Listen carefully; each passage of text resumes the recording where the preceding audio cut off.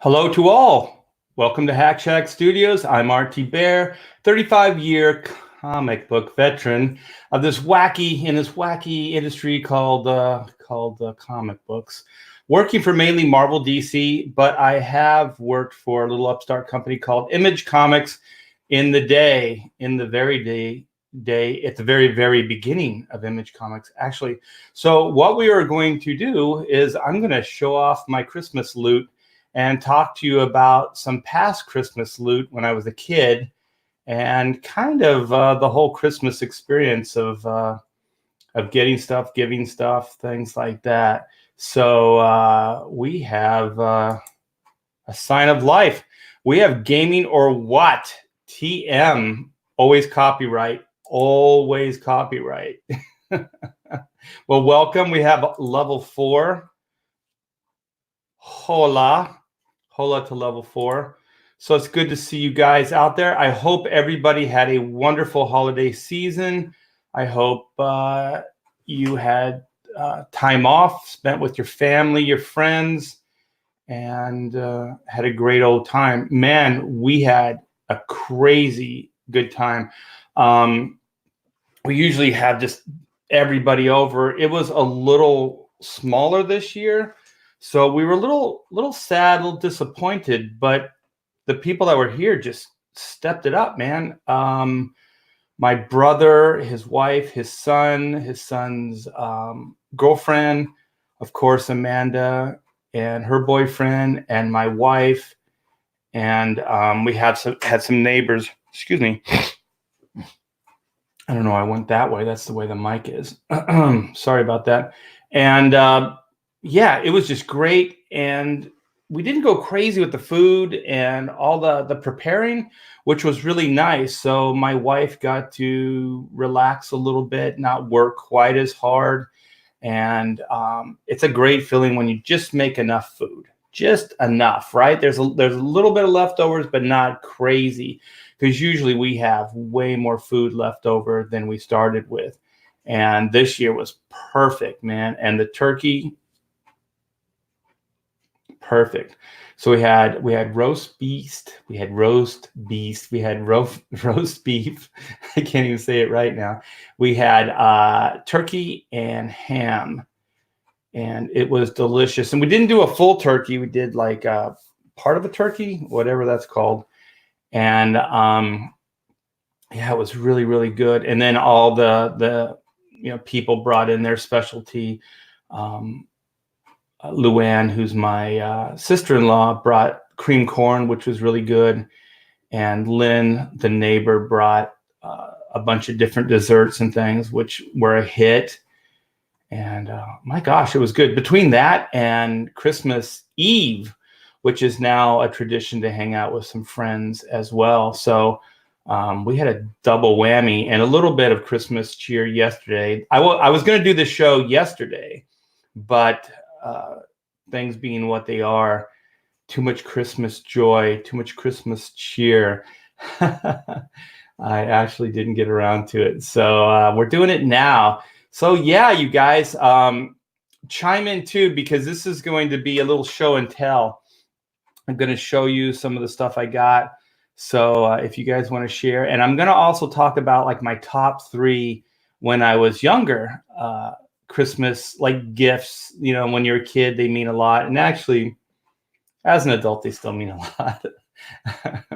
Yeah. So I never know where to start with these things, but excuse me, I guess with movies.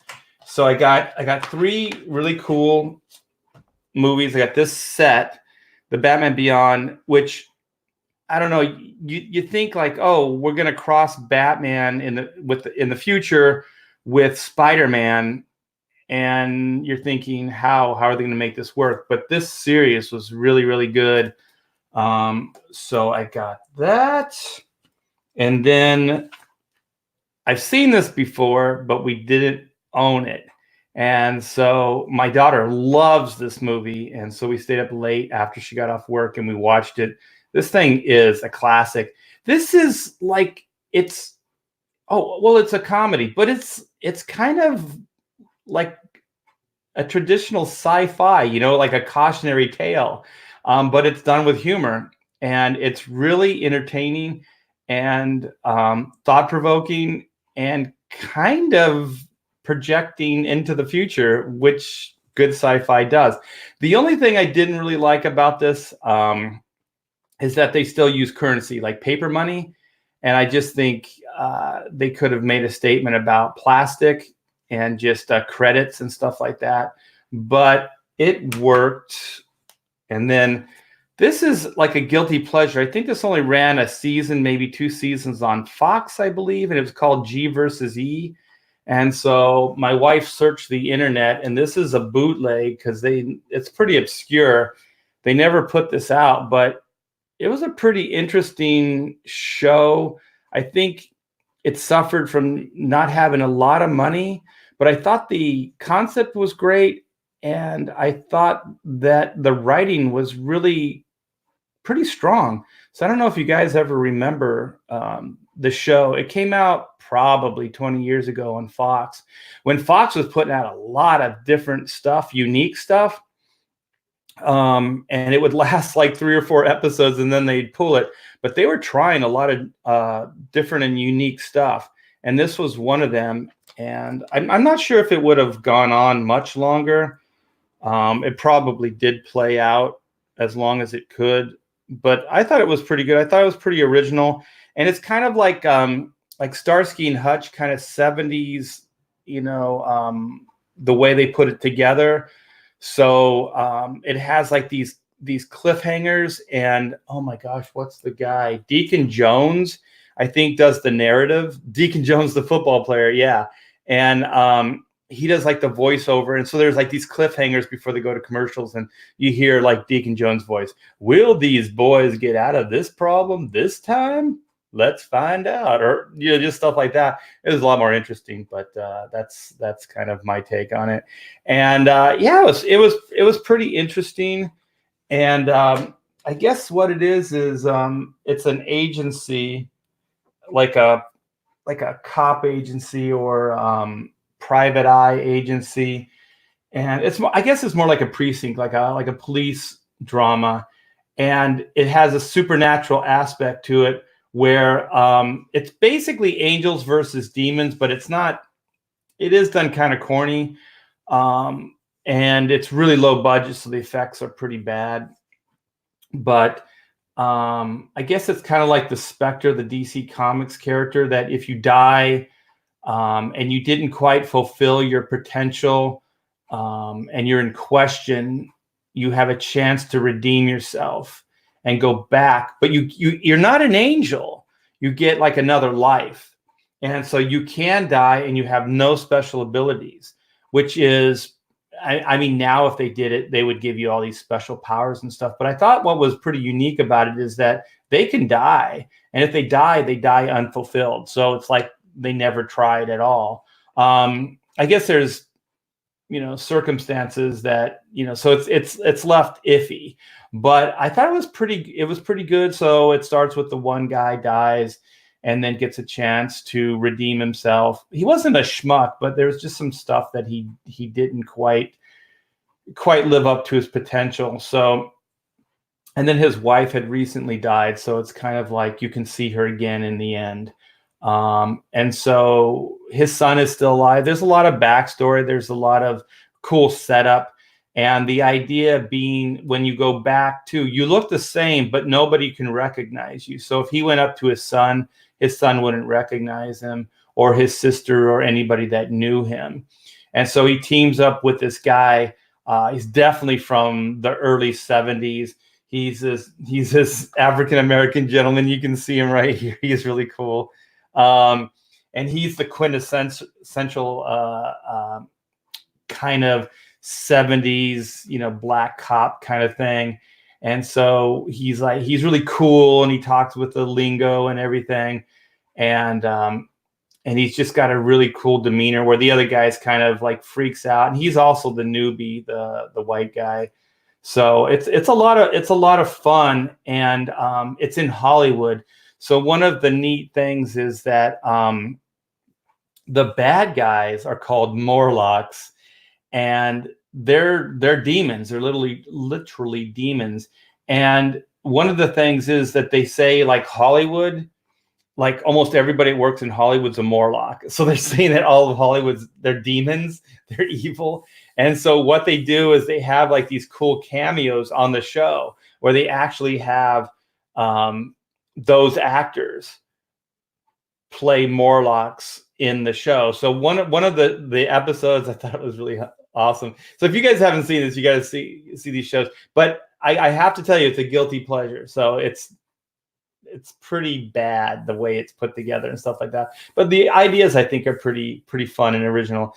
So there's the one character. It's kind of Tarantino-esque too, the way they tell the story. That it starts off with one of the characters, he's buried, or you don't know what, he's just in this dark like box. And so then you find out that he's been buried in a coffin underground. And so his partner doesn't know where he's at. And so then it's a cheap casket and it's leaking water. So he's going to drown. So it's very time sensitive. So the Morlock says, I'll give you his location, your partner's location, but you have to give up one of our main operatives. And this guy's a major power player in the organization. And we know you have him in custody. You have to give him up as like a trade. And so they said Emmanuel is like one of the most powerful Morlocks. He's way up in the organization. And then they smash cut to Emmanuel, and it's Emmanuel Lewis from the TV show. It's like the little dude. And he's strapped with dynamite and explosives in the back seat of this like cop kind of car, and they're going to do the exchange, like Emmanuel Lewis for the where this guy's hidden or buried. And so then they show that it's raining and there's a lot of moisture. And then one of the cops that's helping them out on this sting operation or whatever, he's a little trigger finger. He's a little like hyperactive or whatever.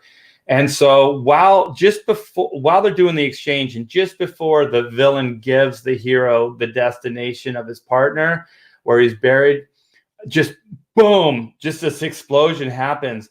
And you just see shoes and different pieces of Emmanuel Lewis, and they blew Emmanuel up. Yeah. So it was pretty fun. And it's one of the first episodes I've ever seen where the whole story, the guy's buried in the ground. So I thought like some of the writing was really unique, and it did kind of, the writing takes a lot of unexpected turns. It really does feel like it's like Tarantino-ish as far as the storytelling. The acting isn't as strong, and just the production is really, really cheap. They had no money to make this movie or the show. But anyways, exactly. He's like Shaft, like, bad mother, shut your mouth. Yeah, he's kind of like that. A little bit more cleaned up, but yeah, he's got that streetwise, 70s stuff going on. So we got Jared. How are you? Bobak and Hell the Bear, Hell the T and the Bear. We have the ladies in the house, Celtic or Celtic Moon. She's saying howdy, Andrew, and everybody else. So she likes the Andrew J. Who doesn't like a good Andrew J? How are you, Andrew? It's been a while. Yes, Merry Christmas to you guys as well. So we have Kevin in the house, and since we have Kevin, I was going to show this off. All I have to do is finish the gun. Let me see. I got to get it away from the light because this camera does not like light. So it's just about done. I got a couple cleanups. I got some rendering on the skulls, and then I have the gun to do. It's a little distorted. There we go. So it's almost done, Kevin. So I'll have this done in about an hour, and I'll be sending that out to you soon. So thanks for letting me draw for you. It was a lot of fun. In case you guys didn't recognize, that's Judge Anderson from Judge Dredd. So that takes care of my movies. So yeah, check out that Good versus Evil. I think they just call it G versus E. It might have ran 2 seasons because I think the first season was just G versus E, and the second season was Good versus Evil. I guess they figured people didn't really know what the hell that meant. So I got this. I love like just good like coffee table books, and so this is just kind of a behind the scenes day in preparing like the Disney parks and Disney animation and their R&D, research and development, and all that good stuff. So I read that last night. That was fun. That was from my wife. And then this is from the kid. So they have this place at Disneyland. It's called the Droid Depot, and then you can get all kinds of different cool droid stuff. So I'm not sure, but I think this is the one that drives the vehicles in the Rise of the Resistance. It looks a lot like it, or it's maybe just the top of it looks like it. Maybe that's an R2 unit in the Rise of the Resistance attraction. Yeah, I think this is a BB unit. So the other one's an R2 unit. So thank you, Amanda, for that. And I got this. I did not see the movie because I didn't like the press junket, and I forget the woman that did Morticia's voice. I kind of liked her up to this point, but she was in that Mad Max Thunder Road or Fury Road, and she said some like, "Oh, my privilege," and she's buying into that narrative, and I was like, I don't know, man. You're using this kid show to sell your agenda. How dare you? Charlize Theron, I think is her name. Theron. Yeah, I kind of liked her. Well, she's another actress. I wasn't crazy about her or whatever. She had done some cool performances in movies that I liked, but man, I thought she was really douchey in that interview. So she does Morticia's voice, which I also thought was pretty like obvious. It was too like, I'm trying to do the creepy voice. So when I saw the trailer for this movie, I thought she was kind of doing a disservice to the character, because I love the Charles Addams stuff, and I love the TV show, and the 2 movies were really, really good. And I think that guy that plays Poe Dameron or whatever was Gomez's voice, and he did a pretty good job. But I just really love animation, and so looks like he gives a little forward and tribute to Charles Addams here. That's one of his drawings there. Oh, they have a lot of them. Here's another one, like a Christmas one. So I love these. I have, I just collect these animation art books. So they get into some of the different designs and stuff. So I really, really love these. Even if it's a bad movie, sometimes I'll pick them up. Here's some Gomez drawings and stuff. So this was from my wife. So thank you, Pamela. This is really cool. So as you can see, I just opened that. So I still have some time to read it. So this is like Club 33. If you guys don't know, it's in the Disney parks. So we got some cool stuff from there. So this is these are kind of weird, but they're from the Haunted Mansion. These are the statues or the busts that follow you as you walk down the hall. And I guess you could fill them full of something and drink out of the backs of their heads, which is really bizarre. I thought it was a candle holder at first, but no, it is not. And so they have, I think there's 2 of them. in the attraction. So they have two different ones. And these are exclusives. You can't get these in the park. So you could only get these at the Club 33. I guess it's a restaurant or just a club, I guess. And then they have like little complimentary candies. So it slides open. So I guess if you have more than two people eating, they give you more than two of these, or they give you two of those. So yeah, and I just thought it would be fun to get into what is Club 33. So, because I'm not even really sure, because I remember hearing that it was designed to kind of for like Walt Disney to woo clients and to bring potential people to do business with and kind of wine and dine them. And then I think it became an exclusive club, but I really don't know. So I got a Wikipedia tab here. So let's dive deeper. Let's find out what Club 33 really is, because I'm curious myself. So you should be seeing this, hopefully. And Club 33 is a set of private clubs located in 3 of the Disney parks. The original is in the heart of New Orleans Square.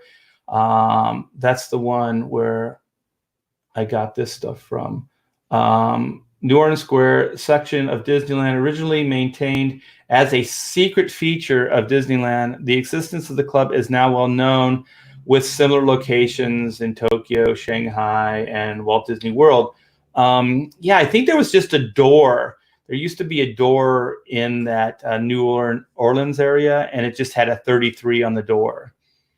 But let's find out, because I remember that as a kid.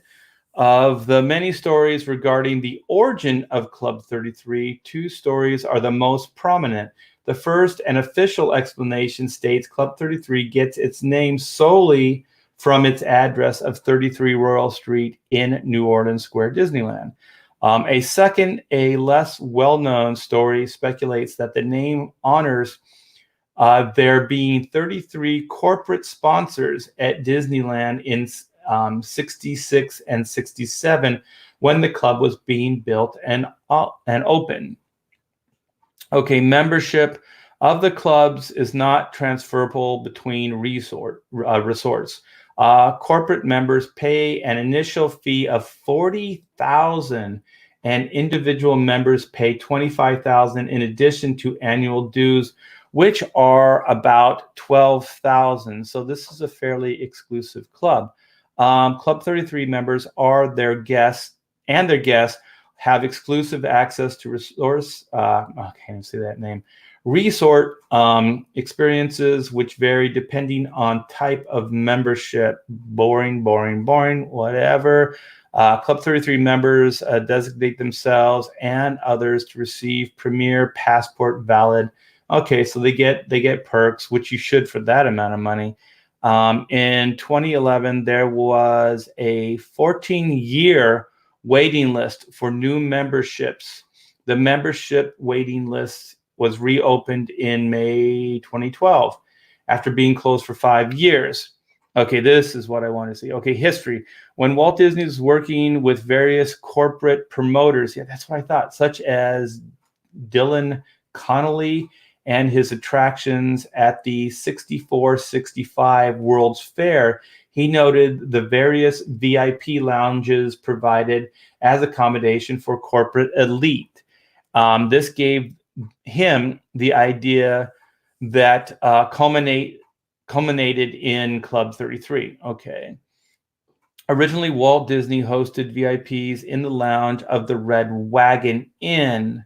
Red Wagon Inn restaurant at Disneyland. I don't know a Red Wagon Inn. Red Wagon Inn. Interesting. The number of VIPs grew too large for the lounge. When New Orleans Square was planned, the special area for corporate sponsors and VIPs was included. Disney asked artist Dorothea Redmond to paint renderings and hire Hollywood set director, Emil curry to decorate the facility, while Club 33 was originally intended for exclusive use by Disneyland's corporate sponsors and other industry VIPs. When it opened in June 15th, 67, 6 months after Disney's death, individual memberships were also offered. Wow, he never got to woo or wine and dine anybody in Club 33. Wow, that guy died really early, man. That's pretty crazy. Soon after Tokyo, I don't care about Tokyo Disney, additional set Club 33 locations opened. Okay, Club 33 is above the Pirates of the Caribbean ride next to Walt Disney's private apartment. The entrance of the club was formerly located next to the Blue Bayou restaurant at Club 33 Royal Street, which the entrance recognizable by the address plate with the number 33 engraved on it. Yeah, I think that was the original door. That's the one I remember. You don't enter there anymore. Following a major remodeling in 2014, the entrance was relocated to the Court of Angels. You go up the stairs now. Decoration shop converted into a reception foyer. Executive chief of Carthay Circle and Napa Rose restaurants at the Disney Resort. Andrew Sutton was placed in charge of the kitchen. Food's pretty good. Originally, members needed to insert their club membership card, doorbell buzz, intercom system. Today, members tap on their membership card over Club 33 emblem and are allowed entry. So I heard some other stuff, like that there was cameras set up there and that Disney could kind of watch the people and see if they were having a good time. Place is really tiny, though. My brother said they just added a bar to the other side because it wraps around. It's not just above the Pirates. It kind of wraps around and goes across the street. Once upstairs, guests can view the antique furniture collected by Lillian Disney.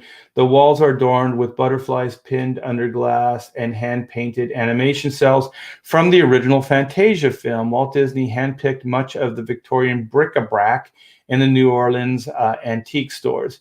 The second level has 2 rooms. One room is entered by passing through an area paneled in dark wood and lined with refrigerated wine cases. Yeah, it looks bigger in these photos, but it's pretty small. Is more formal and exclusively for reserved seating meals. Okay. Let's see. Okay, prepared, newly installed bar. Yeah, there it is. A harpsichord, which was rumored to have been an antique, was in fact custom built for Lillian Disney, specifically for the Club 33. The outside of the lid features a Renaissance-style art piece that was hand-painted by Disney artists. Sir Elton John and Sir Paul McCartney have both played the harpsichord or harpsichord. Walt Disney wanted to make use of audio animatronic technology within. Oh, okay. So yeah, this is the spy stuff, I think. Microphones in overhead lighting fixtures would pick up sounds of normal conversations while an operator would respond via the characters. Through the system was never fully implemented. It was partially installed and remains so. An audio animatronic vulture. Yeah, I thought it was like a crow, but it's a vulture is perched on top of a grandfather clock of the club's upstairs lobby. The microphones were clearly visible at the bottom of each of the old trophy room's lighting fixtures. Okay. Yeah, I thought that was just a rumor, but apparently it is fact. Okay, enough of this. So now I know, and now you guys know. See, it's educational. You guys just got edumacated. Oh, yeah. Oh, yeah, yeah. So pretty cool place. Wow, looks amazing. Cool. Oh, we have Death Metal Hero. What up, brother? What's up, Art? Hope your Christmas was good. Love my black and white book. Oh, you got your black and white book. Cool, man. Just before Christmas. Yeah, a lot of people have been contacting me and letting me know that they got the books. Even in the UK, they got their books. So that's cool. We sent out a batch before Christmas. We were going to send more, but we had a pretty major storm. Right now, I'm looking out the window, and Mount Baldy is covered with snow all the way to the horizon, to the bottom. I dropped a lot of snow. It's all covered with white. I should take a picture later. Wow, you have excelled yourself. Oh, on the artwork. Cool. Thank you. I can't wait to show you when it's done, because there's going to be some mist effects that I'm going to do with white paint, and I'm going to do a little bit of spattering with some white paint. I always get a little nervous because you can over spatter these things, and once you do, you kind of destroy the piece. So you got to be careful. Death Metal Ross was better than TLJ, but that's a really low bar to hop over. Hey, we got Arch Geek. What's up? Hey, brother, how are you? Merry Christmas. Can't wait for my black and white book. Level 4 says, yep, my wife is at the post office right this very minute mailing off books. I think she's getting 100 out today. So I think we got 300 books out of the 1,500. So it's quite a process, you guys. There's a lot of little things to stuff in that box. Let's go to this. Mr. Disney is still frozen in ice somewhere. Yeah, I think they lop his head off and just put him in a cryogenic state somewhere in there. Actually, that would be a cool rumor if it was true. And then they just resurrect him. We got Blue Sea Hill. Good morning, Art. Good morning. How are you? What is that? The Squish? The Squish Show? The Squish? My friend who lives in Hesperia said there was 4 inches of snow dropped in Hesperia. Wow. That's the high desert. It does snow there, but that's a lot of snow. Yeah, it stormed pretty good, and it did for 2 or 3 days. So usually whenever it snows or rains here, it will snow. It'll snow around the perimeter, because where I'm at in Corona, we're in the hills, so we're not as high. But the taller hills north of here, I guess that's northwest of here, and even northeast back here, sometimes those lower mountains get snow, so we can enjoy the look of it, but we don't have to deal with it, which is nice, because I can't hang with that. Okay, so that's mine. So I hope you guys scored for Christmas. I hope you all got everything that you wanted and put on your wish list. I'm going to share a wish list that, like, my top 3 as a kid that I got, that I wished for, sort of got, sort of didn't get. So let me see if I can top. Well, it's not really top 3, because one of them's not real. I didn't really get it, but I wanted it. So as far as just wish list was always, when I was young, it was I was probably 5 or 6. The Batman TV show was going strong. I loved that show, and I just fell in love with comic books after that. So there was this thing. Let me see. It was called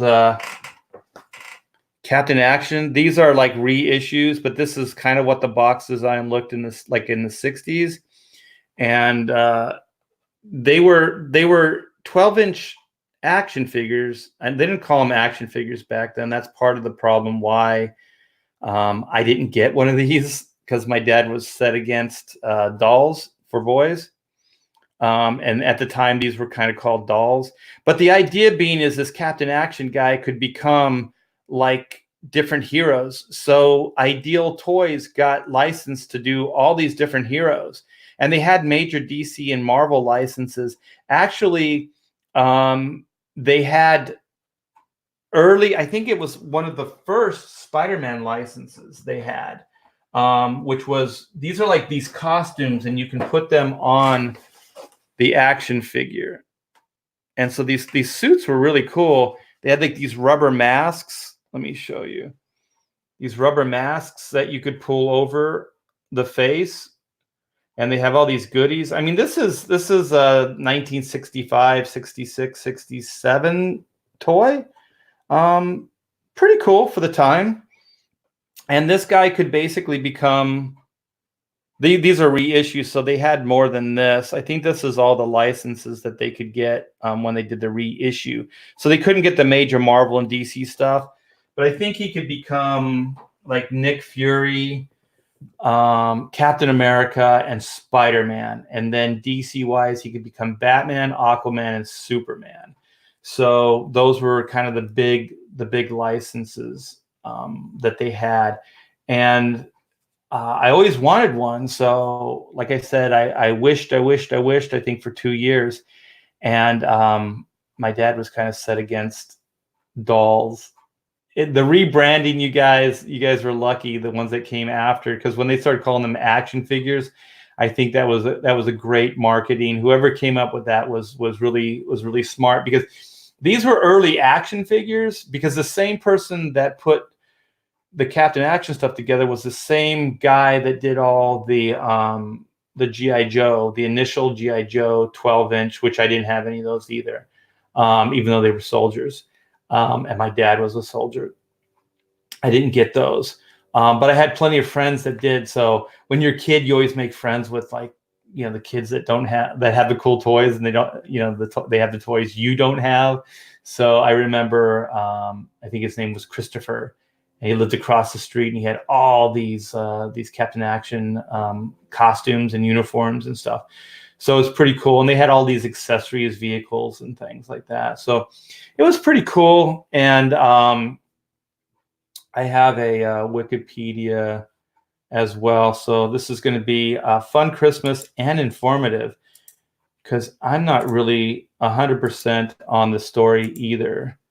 So Captain Action figure created in '66, equipped with wardrobe and costumes, allowing him to become Superman, Batman, Spider-Man, Captain America, Aquaman, and the Phantom. The Phantom, the Lone Ranger, and Tonto. He could become both. He could become his own sidekick, apparently.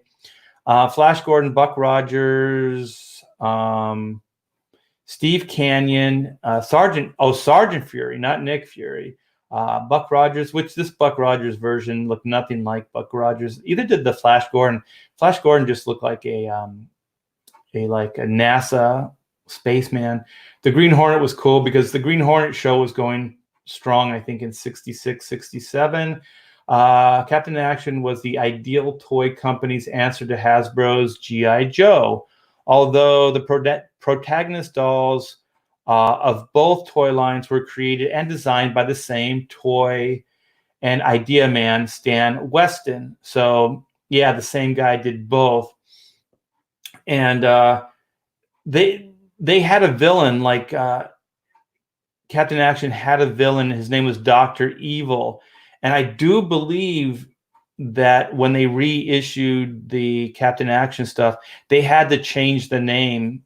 I think they still use Dr. Evil, but they spelled it differently, because the Austin Powers movies used Dr. Evil. And just a bit of trivia, Mike Myers was a fan of the toys, or had the toys when he was a kid. So it was definitely named after the action figure villain, Dr. Evil. The toy developer Stan Weston went to Hasbro's Don Levine with the idea of an articulated doll in the form of a soldier. Okay, that's the G.I. Joe thing. First modern action figure for boys.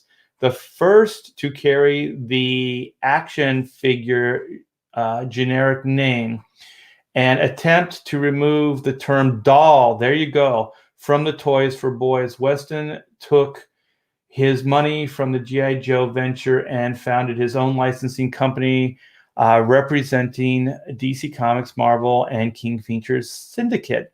After the success of G.I. Joe, Stan Weston's company, Leisure Concepts, then bought the idea of a new articulated 12-inch action figure for Ideal Toys Corporation, whom were seeking an action figure of their own. To remain competitive in the toy market, Weston proposed Captain Magic, a many-in-one hero who could adopt the guise of several heroes, all of whom Leisure Concepts represented. The name was changed to Captain Action and first marketed in '66. The figure itself had rather sad and worrisome expressions. Yeah, the sculpts aren't that good. A strange shaped head, so the masks of the various heroes would better stay in place. Yeah, because the mask fit right over the main face or the head, and the inside of the mask had like a sculpt of Captain Action himself, so it would fit pretty snug on there. But that must have been a little bit of an engineering feat for '66. Separate Superman, Batman, Lone Ranger, Phantom, Flash Gordon, Captain America, Sergeant Fury, Steve Canyon, Aquaman costumes with accessories were available. The Wave in '67 added Spider-Man. Like I said, I do believe that was one of the first Spider-Man licenses ever, in 1967. So that's about the time Spider-Man was created. Buck Rogers, Green Hornet, Tonto, and a Blue Ranger variation matching the stellar popular Clayton Moore series. The collectible flicker rings in each box. Okay, let's get into some deep geek lore here, which we don't need to get into. After 30 years of marketing, Captain Action was revived in '98. A retro toy company called Plain Mantis. That's the ones I showed you.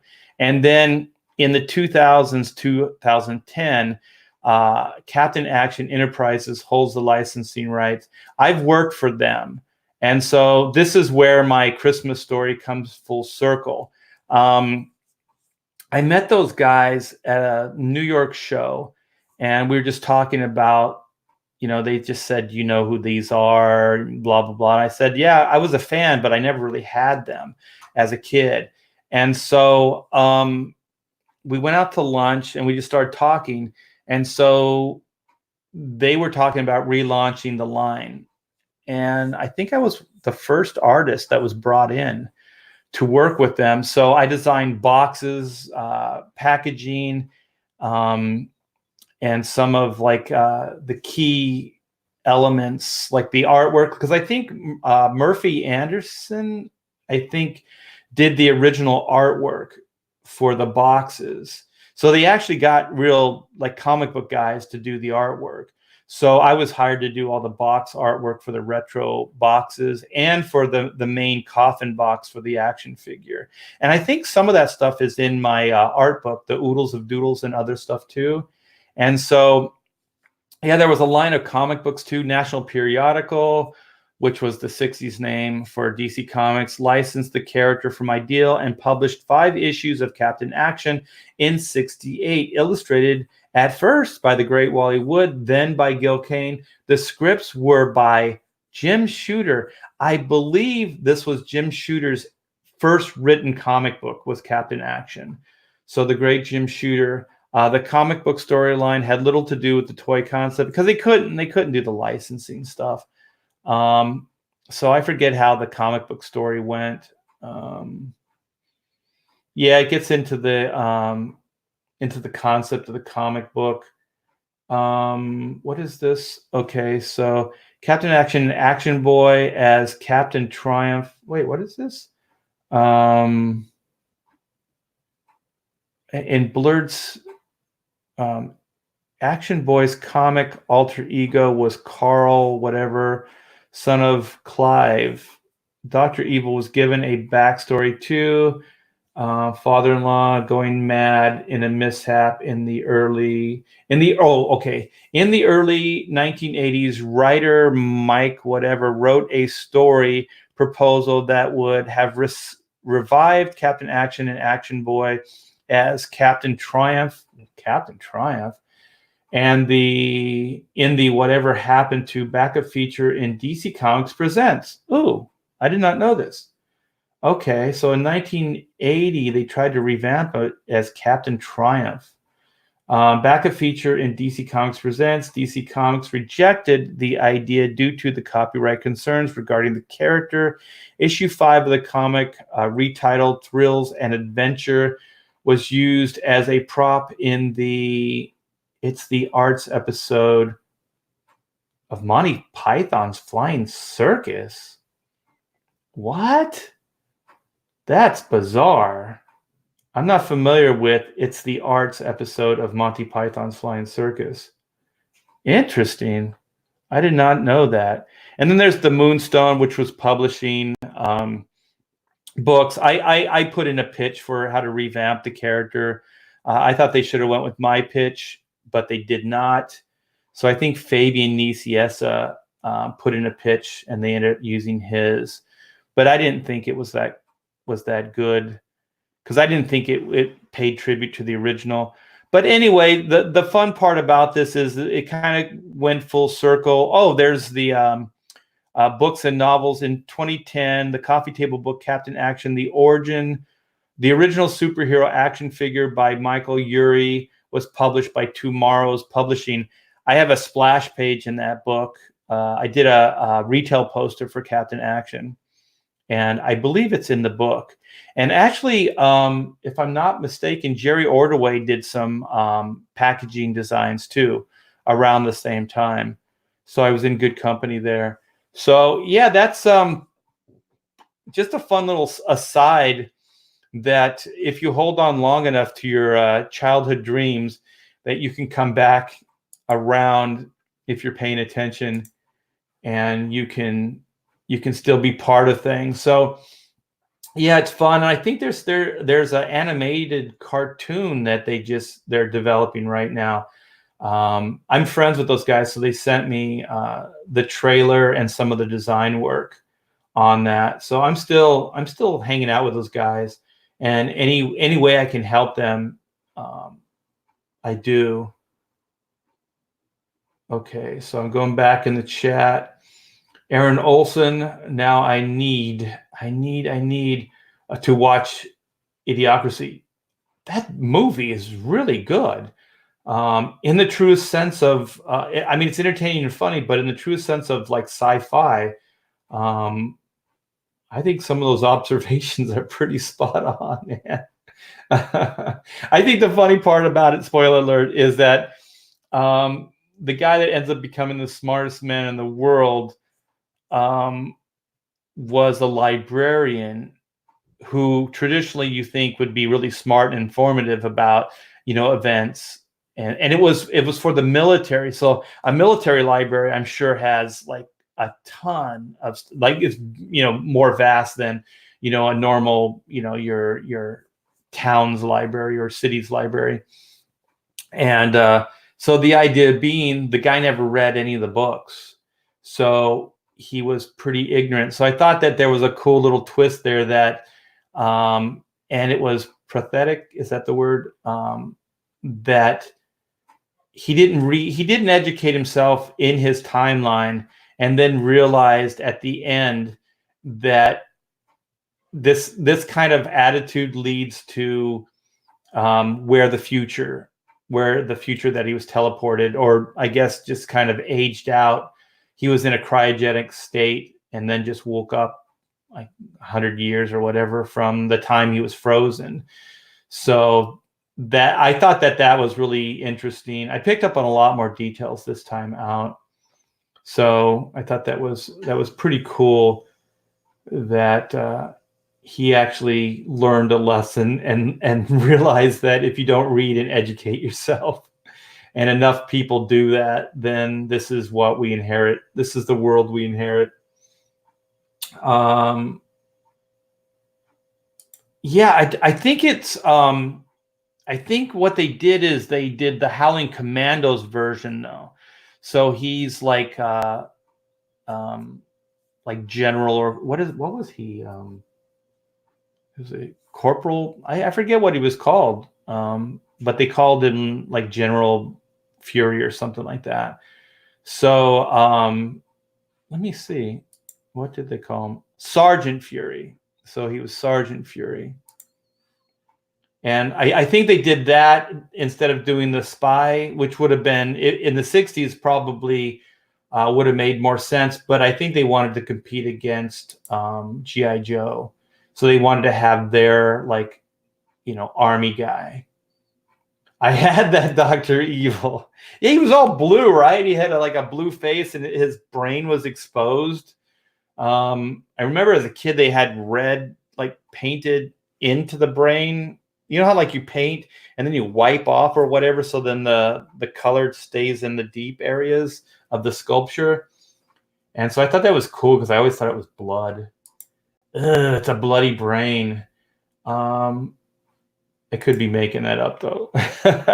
Dr. Even oh my gosh. Dr. Evil even looked a lot like Mike Myers' version, except he was a little more alien looking in the it came up as flip-flops, which is kind of cool. Did I read this right? Except he was a little more alien looking in the it came with flip-flops. Oh, I know what you're saying. Yeah, he was like a hippie or something, right? Like Dr. Evil had flip-flops and he had like bell bottoms or something too, I think. Yeah.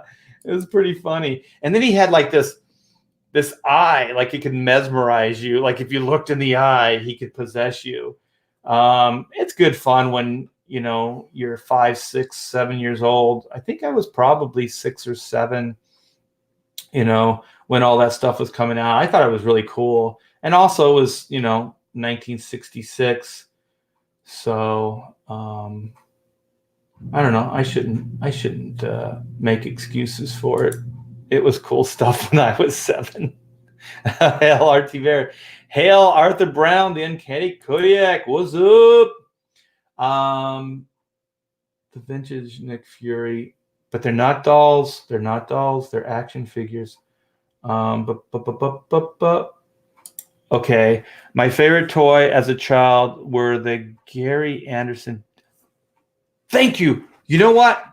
Hold on, you guys. You know what? I'm gonna do this because no one wants to really see me get up. Yeah, I have something still from my childhood.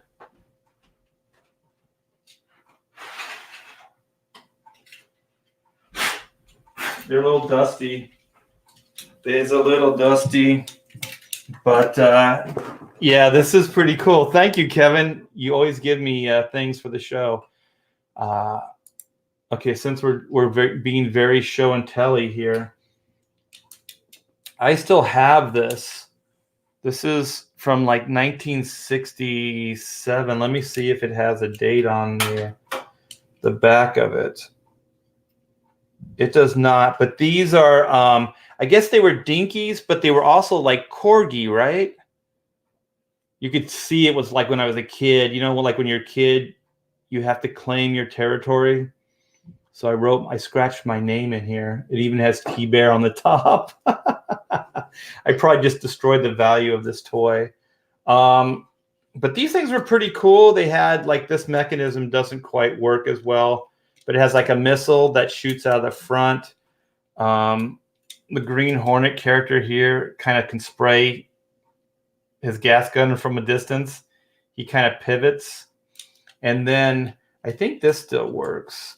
The trunk opens, and I thought this was pretty cool for the 60s. It had like a tracking satellite, and it flies out of this thing here, the back. And so the satellite would fly up and would hover around. It was kind of an eye in the sky kind of idea. But yeah, this is my Black Beauty from probably 66, 67. And I had this since I was a kid. So it's still in pretty good shape. And then they reissued these later. So these are the Corgi reissues. So you can see it's in better shape than the other. And the thing, it still has like I can't get the camera right. So it still has like the Hornet on the bottom. So I don't know if they use the same cast, but they're close to the same.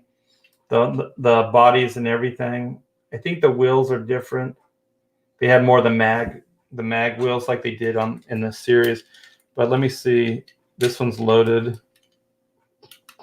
It's probably, yeah. But you can see the missile in there. It's supposed to shoot out. I wonder if it's actually, yeah, the spring's probably dead in it. And then the back has the satellite.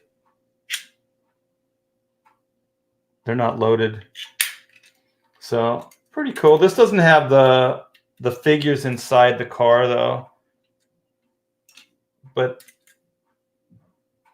I think it's just from the same cast. It's had the same molds.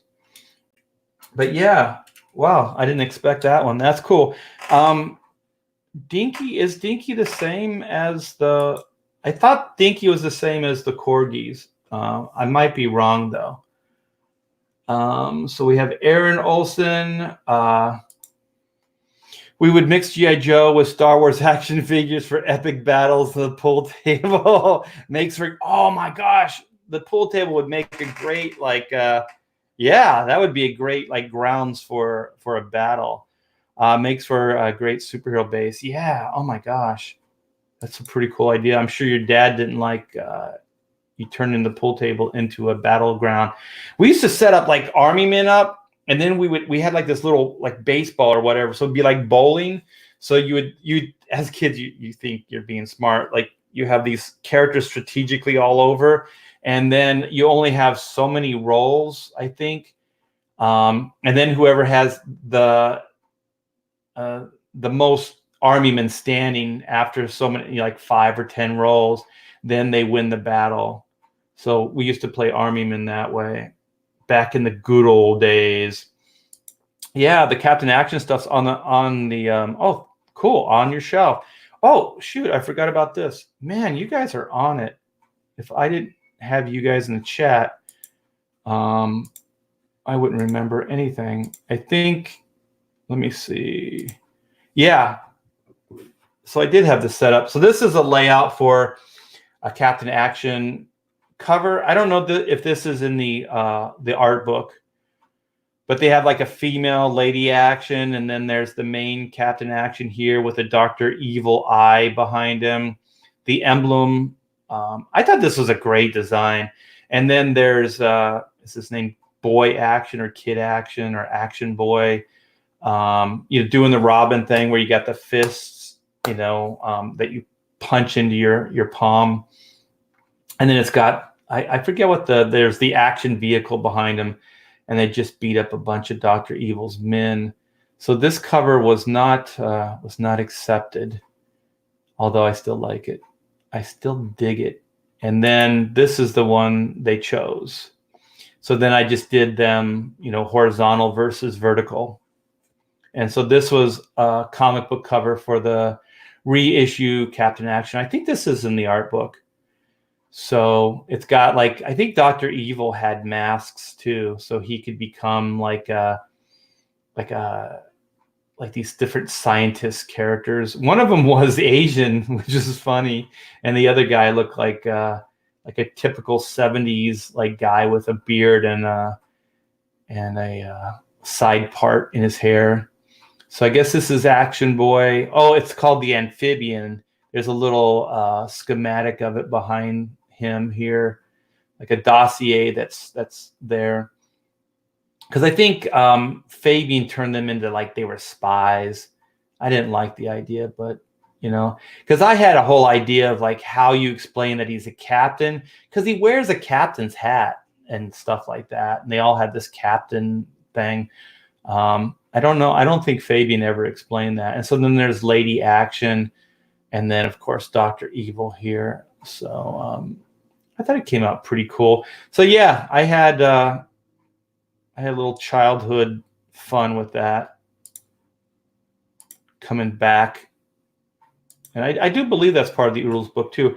Hey, there's Rob. Rob, shoot, I wish I knew you were coming in. I think I know Rob's got an Indiegogo going on for his book right now.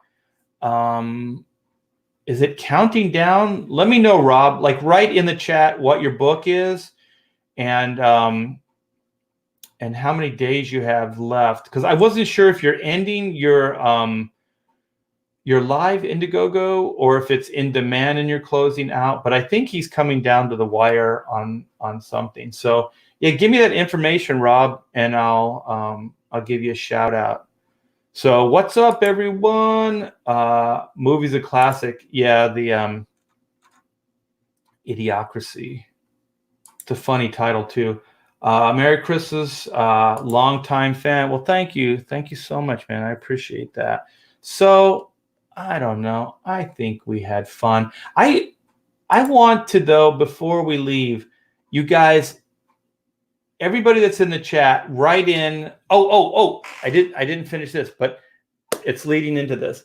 But write in your top Christmas gift from Santa, like ever, and then I'll tell you mine as well, and see if we can get a consensus here. It'll definitely be fun because it'll show each one of our age, because all of our toys will be different. Oh, I didn't read Kevin's full thing. Dinky Toys, Vehicles, and Spaceships from the Thunderbirds, UFO, and Space 1990 shows. Yes, I thought those were Corgi, but maybe Corgi is Dinky, because I think Kevin, because I think those were all British toys. Yeah, so maybe Corgi is more the American version of Dinky. But the Thunderbird, what was it? Thunderbird 4, whatever it was, the green one that had the little like cartridge, it looked like a airplane hanger that came out of the bottom of it, and then it had like a little submarine or something in it. That thing was cool. And actually, that is the origin of the Chrono Mechanics ship. Believe it or not, when I designed that, even though it's got a bubble and big wings and all that other stuff, that Thunderbird 4 or whatever the heck it was, the green vehicle, was the inspiration for that. Because I always liked that it had like this, it was kind of like an airport like hangar, because it was square, but instead of like being a house pitch, it was round like a hangar. And for different job assignments, they could put different stuff in that hangar. So it was pretty much just a cargo hold, but it was beyond that. So when the ship would land, these feet would come out, and then the cargo hold would drop out of the center. Like NASA did it with the space shuttle, where it opened and then, you know, the cargo would come out of the top of it. That's in 0G. So this was with gravity. So it came down, and then there was a giant, look like a big bay door would open, and then that would become the little tailgate or whatever that the vehicles would drive down. Super, super cool, man. As a kid, I completely geeked out. There's a whole documentary on the Thunderbirds, and like these young guys that are trying or did redo the series in the traditional way, Super Marionation. Man, that was an ambitious show. Holy crap, the Thunderbirds. And then Space 1999 had a pretty cool ship. I think the Space 1999 ship looks like one of the Star Wars ships. I can't remember which one, but they definitely were inspired by that ship. Okay, so let's see. Captain, looks like Captain Scarlet. Merry Christmas. Let's see if anybody. UK was Dinky. Okay, I was right then. So I think they're the same companies. They just have different names. So the American version is Corgi. Okay, we have top Christmas. We have GI Joe USS Flag. Killer. Okay, we have Thunderbird 2. Thank you. Thunderbird 4 was the submarine inside. Yes. Oh, Kevin, you're on it. You're on it, brother. I have a feeling, Kevin, if you and I ever met, we would just spend hours because we are simpatico. A lot of our tastes are the same. Top Christmas gift, Thundercats Lair. Oh my gosh. I was a little older for this, but when Thundercats first came out and I saw the opening credits, I lost my mind. And this was as an older guy. I was like, this is pretty damn cool. The designs and everything. Man, could you imagine if they could have done the show with the same camera movements and dynamics that they used for that opening credit? Man, that show would be hands down. It would still hold up. People would put that in their top 5 of TV shows of all time. Wait, what is this? Happy Christmas, Harry is a quote from Harry Potter, by the way. Okay. Thank you. I didn't read the books. Okay, what's up? Eagle Transport. Transporters on Space 1999. Okay. Do we have any other top Christmas gifts? So my top Christmas gift was a bicycle. It was a Huffy bike. It was purple, and it had like a metal flake banana seat with a sissy bar on it. And I had that forever. At least I had the frame forever. When motocross came into fashion, I started customizing my bike with the motocross handlebars. And I just had like one of those, what do they call them? I forget what it's like a saddle seat, so it just seats one instead of that kind of banana seat with the sissy bar on it. So I took all that off. I just had the saddle seat on it. And then I upgraded to knobby tires so I could go off-road. Yeah, so I think I had that bike for, my whole youth. It changed, like I said, like rims and stuff like that. But it was always the same. It was always the same frame, I believe. Pedals, cranks, all that stuff. I think I traded out the pedals though for more motocross because they had like grips on them, so your feet wouldn't slide off of them. But yeah, that was my God. Could you imagine being a kid looking at a bicycle under a Christmas tree? Holy crap, man! I lost my shit. Yeah, that was very cool. And then later was the Evel Knievel stunt cycle, where you had the gyro, and then you stop pumping it, and the thing takes off, pops a wheelie, you could jump. It had some kind of gyro, so it stayed upright. It was pretty killer. And I played with it for about an hour. We lived at a T. It wasn't an intersection, but it was just kind of, it was heavy trafficked area of the neighborhood. And the car, the Evel Knievel stunt cycle flew out. There were no stop signs, and man, a car ran right over it. It ran right over my toy. And so my dad's awesome. I know he didn't have the money, but we went right out and he bought me another one. The cool thing about that though is the Evel Knievel survived the smunch of the car, but the Evel Knievel himself, he was like a bendable buddy. He survived. The bike did not. So now I had 2 Evel Knievels to do stunts with. So like most of the time I would just run the other Evel Knievel over with the bike. But sometimes I'd put him standing on the like pegs in the back, and then you could see him fly off the back when he jumped. Yeah, so either way, the other guy, he got jacked.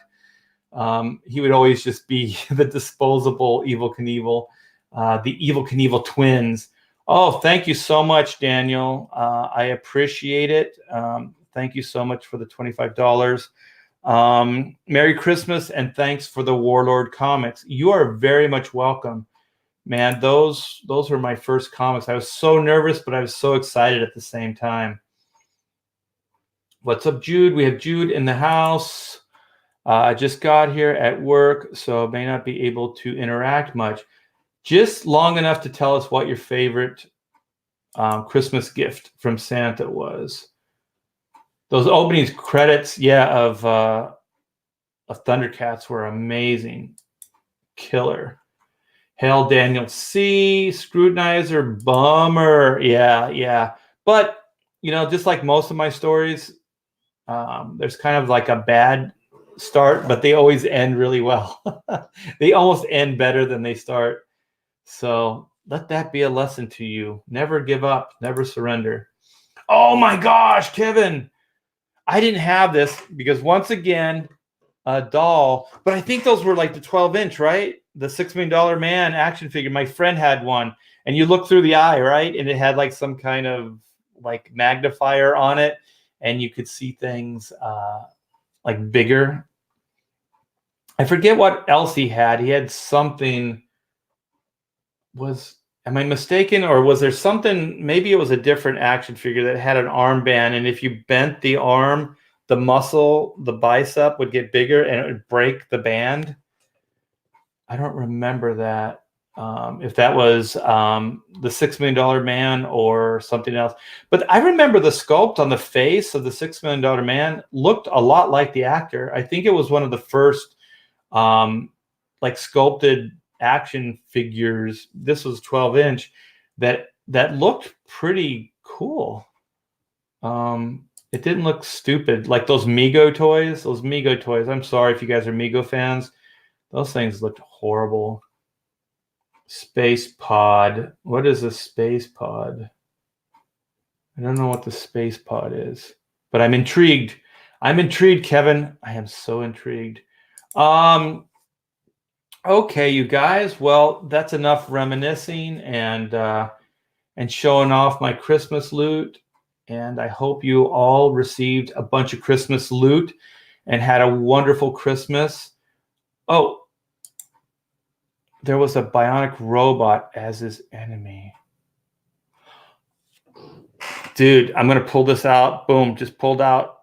His name was Maskatron, right? Let me know, Kevin. Because like I said, I didn't have this action figure. My friend had it. But I think he was Maskatron. And he was kind of like Captain Action, right? Where he had snap-on faces, right? Like it was a robot face, but like a human face could snap over it. I don't know if he was a master disguises or he was like Dr. Evil, where he could just pretend to be human. But yeah, I think there was... holy shit, I know more about the Bionic Man action figure than I thought I did. But yeah, my friend, yeah, it was very cool. My friend had it.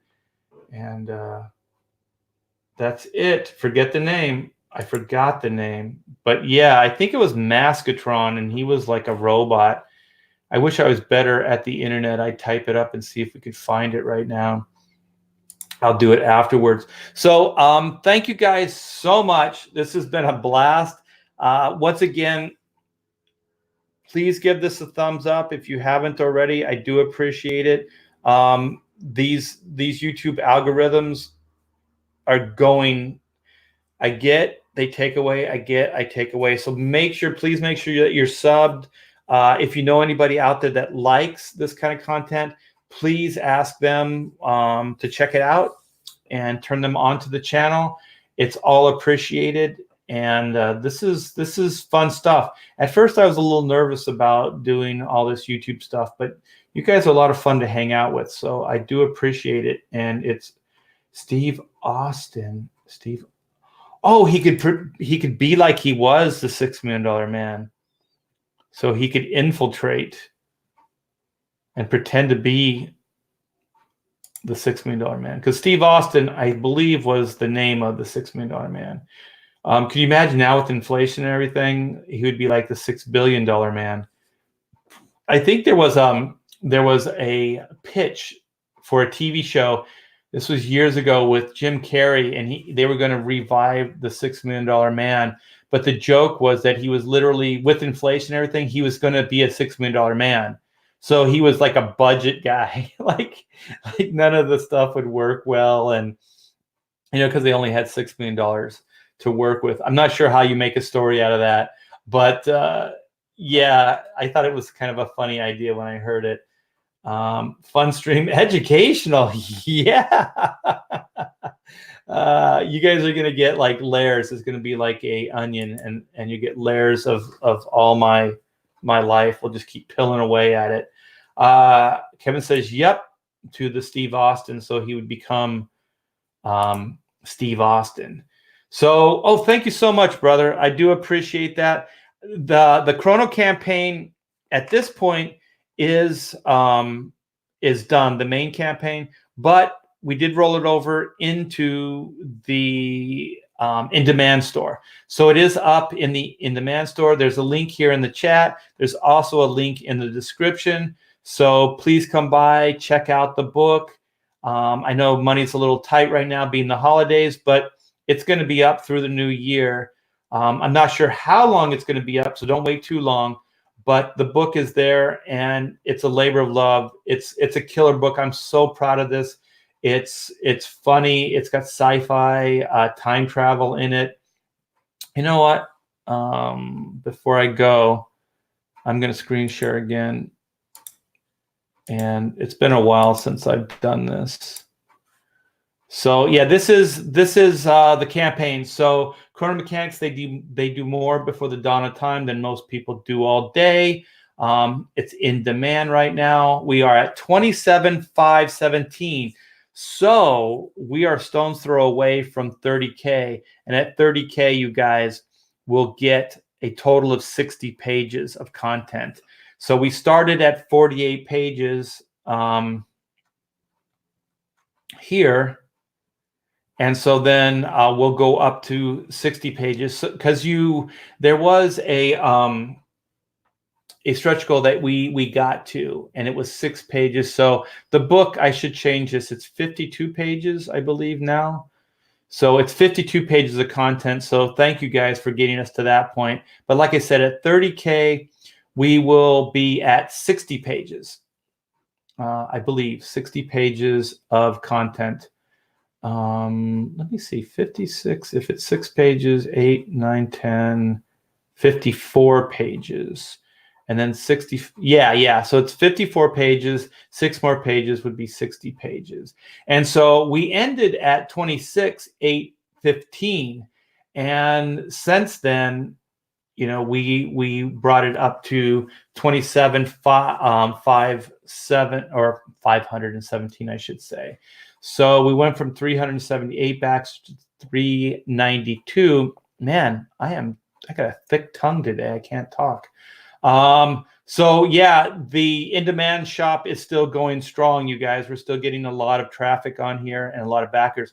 So thank you guys so very much.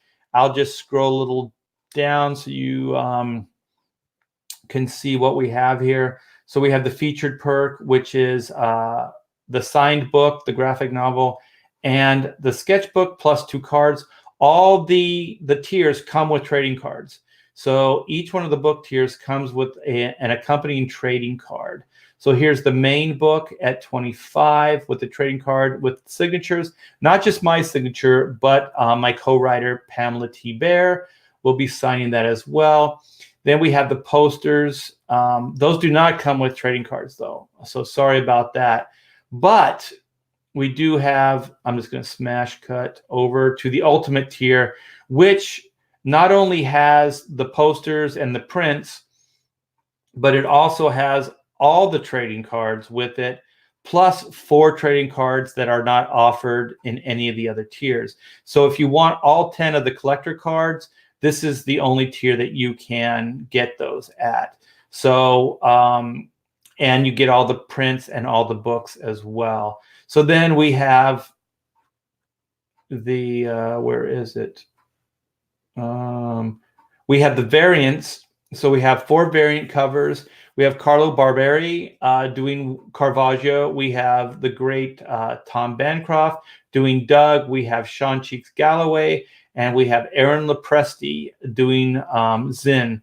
So we have 4 variant covers, and we have 4 accompanying trading cards. And these cards will have stats, like when they're the character cards, they will have stats on the back. So the fronts will be them and their core self, and the back will have their Chrono Mechanics self. So they're a little like Captain Action. They're a little like Captain Marvel, where they start off as their normal core selves, and then they power up into these action type of repairmen. So they're super powered. They have endurance, increased endurance, and strength, and actually size as well. So they're all uniform size so that they can do the job. So that's the variant covers. We have a twofer, which allows you that you get the graphic novel, the sketchbook, and signature. I thought there was, but you get 2 of each. I thought there was just, I thought there was just a sketchbook tier, but there is not. So this twofer is that you can get 2 of each. You can get 2 of the main book, you can get 2 of the sketchbook, and you get 4 trading cards. So this is pretty good because it's discounted. The shipping is a little lower. So if you have a friend that likes these books, or if you want to do like the collectible thing where you have one in a poly bag with a backing board, and then the other is your reading copy. I do that all the time with books that I really like. Yeah, I have my collector copy, and then I have my reading copy. And so this is kind of a way to do that.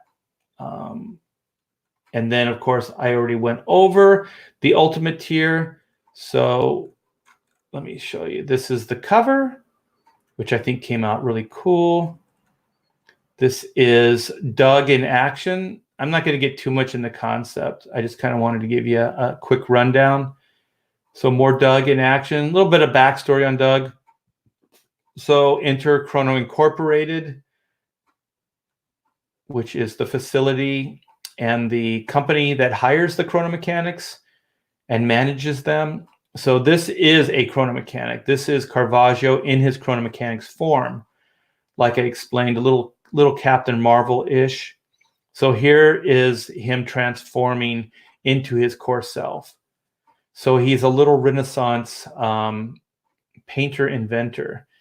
So then enter Oot in his mechanics form, and he transforms back into his core form, which is a caveman. And so then enter Zin, Chrono Mechanics form, and then he reverts back to his core self, which is a child deity named Zin. So he's worshipped by lower life forms throughout the galaxy. The reason lower life forms is because they're really not sure about him. He may not really be a deity. He might be self-proclaimed, but you'll have to find out. So here's more of the interiors. Just wanted to give you guys a little preview of what the interiors will look like. So here's that ship I was telling you guys about, kind of like the Thunderbird 2 and Thunderbird 4. So this little, looks like a cartridge, like an old video game cartridge that has the 7 on it. That comes in and out. It like with a crane is loaded in. So it's like a cargo hold. And then you can see this flap that comes down. And then they have ground transportation with the time truck here. So it's kind of the idea, like the Thunderbirds, that's where I got it from. Definitely. This crash landed, so it does have little stilts that it's supposed to have that it lands on, like little feet, but this is a crash landing, so it's usually above ground, not smashed into the ground. But that is part of the story, and I don't want to spoil alert. So here is basically Thunderbird 4, one of the transportation units or vehicles. So there's going to be all kinds of, like, if I get to tell more stories, there's going to be all kinds of vehicles like this. that Chrono Incorporated uses for specific jobs. So there'll be like cranes and trucks and bulldozers and all kinds of cool stuff. This one happens to be the C7 time truck. I thought the design came out pretty cool. I was very proud of that. So there's their time packs running amok. You'll have to read the story, find out what's there. Here is the sketchbook. So the sketchbook's going to be cool because it's going to be horizontal. So it'll read more like a calendar or a pinup book. And it's going to have all like a behind the scenes work in progress artwork. And here's some of the pieces that will be in here. So this is Doug, the 70s rock star, as Slash. I think I have one of him as Ted Nugent as well. So here's some character studies that I did of Oot and Zin. And I think there's one of each one of the characters, maybe even multiple sheets, because I did a lot of developmental stuff for Chrono Mechanics to try to get a feel for it. And also just to see if I had the animation chops, because this is kind of outside of my wheelhouse. So I did a lot of drawings to try to figure out how everything worked and if I could even do it, to be honest. So here's a better image of the Superstar Talents that did the variant covers. So a lot of animation guys. I met a lot of animation guys with the creation of Chrono. They really liked the concept and they liked the artwork. So I was very, very flattered.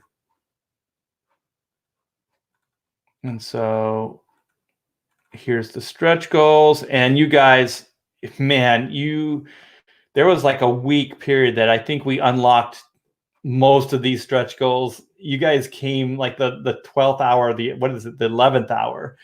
You guys came in and just freaking turned this thing into a crazy success. So I thank you so much. Yeah, we could barely keep up with these things being unlocked.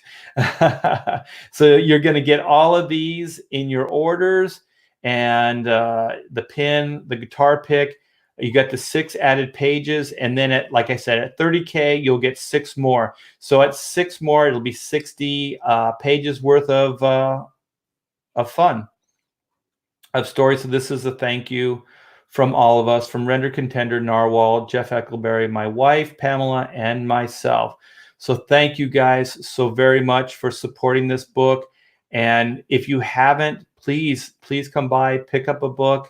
And if you know anybody that likes this kind of fun, turn them on to it.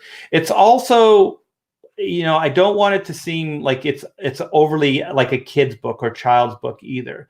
It does kind of have Simpsons sensibilities, Futurama. So there is some raunchier, humor or more adult humor in the story.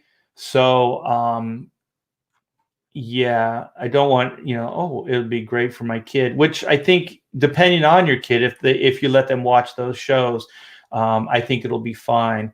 But I do believe, in this respect, adults, older audience will get just as much out of it, if not more, because of the raunchy stuff. I think kids it'll fly right over their head, most likely.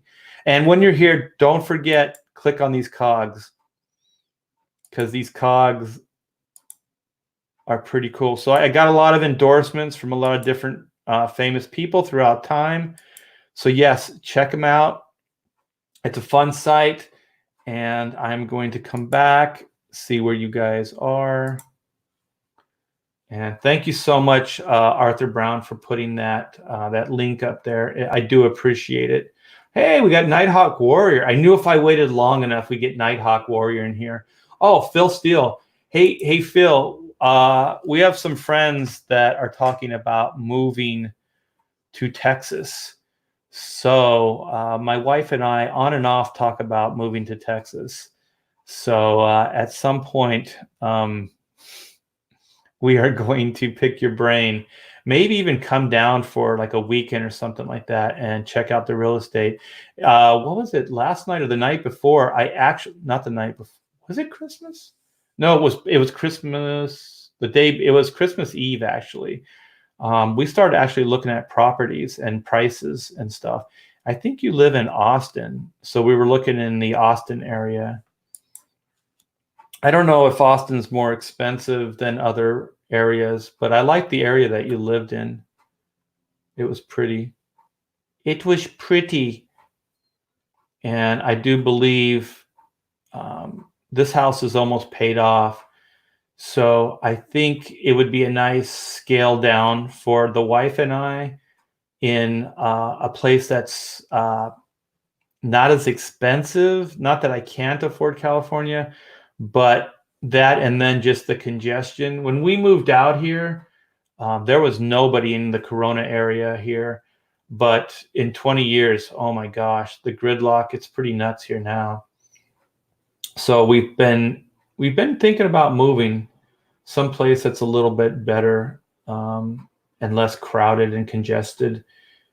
Let's see what Nighthawk has to say.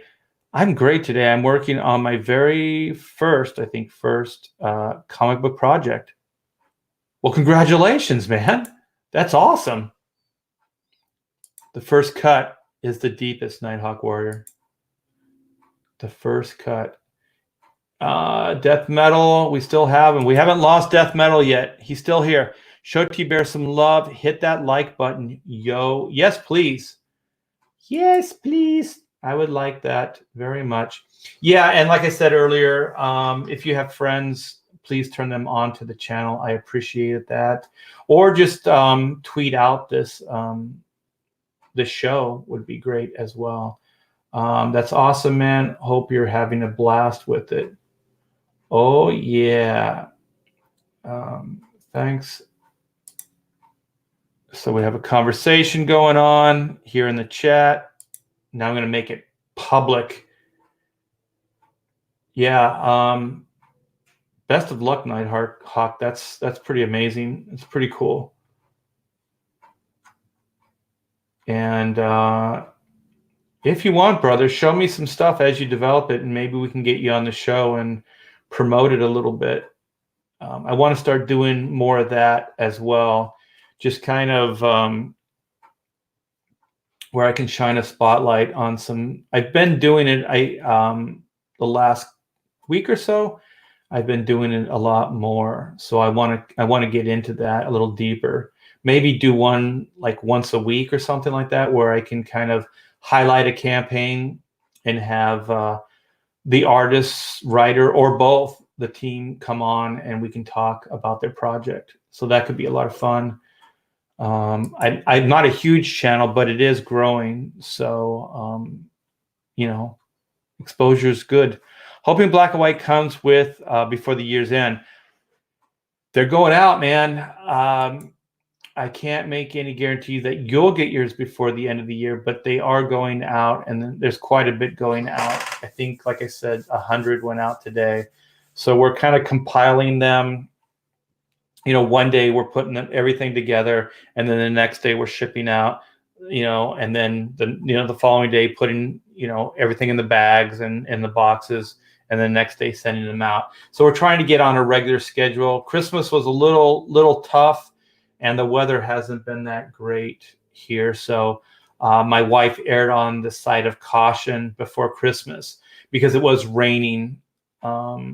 And she saw some shenanigans at the post office. Mainly, there was those big carry-alls on wheels, and it was open, and it was pouring rain. So everything in that thing was getting wet. So not cool. The Bee Cave, Lakeaway? Is that where your area is? Because you were by a lake, I thought. But we'll talk. We still have time. I'm not in a hurry. How are you at art, T-Bear? I don't know, man. I'm still working on it. Thurbert. It's Art Thurbert. Texas makes most sense right now. Especially since Cali is crazy. California is crazy right now, and I have a crazy conspiracy theory. When I was younger, I could get jobs. There was no shortage of work here. So, I mean, these are just minimum wage jobs. But if I get fired from this or decide to leave this, within a day I could find another job. My daughter, college graduate, has a degree, is working at Starbucks. She had to have a friend put in the good word at Starbucks for her to get hired for a minimum wage barista job. There's no work out here. There isn't even work. Minimum wage work. These fast food places and the stuff that was traditionally like for right out of high school or during high school, you got older people working there. I read an article. Someone's in the article said that some of these kids, these older people, have degrees that are working at McDonald's and stuff. I don't mean to demean McDonald's. That's not what I'm talking about. But that's an overqualification for flipping burgers. So it's really weird out here. So my conspiracy is also to buy homes, new property. Not even like a lot of the new homes are being built with no property. You don't even get any property. So they're almost like townhouses.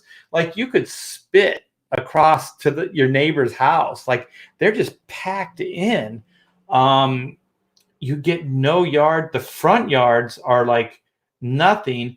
And then with the water, oh my gosh, the city, the state is going to tax the hell out of us on water. The water bills are going up, and they can't penalize you for overuse of water. So what they do is, well, they can't fine you, but they can up your water charge. So they give you X amount of water, and then if you go above that, your rates change. So it depends on how much water you use. I have a swimming pool. Holy shit. Like I use a lot of water, not a crazy amount. I mean, I try to keep it within reason, but the next couple of years are going to be horrible for California. So I think what's going to happen, this is my paranoia cap, I'm going to put it on right now, is that I think they're trying to price the riffraff out of California. I think they're trying to price people out of California because I think they want to entice people that just have money to come and live here.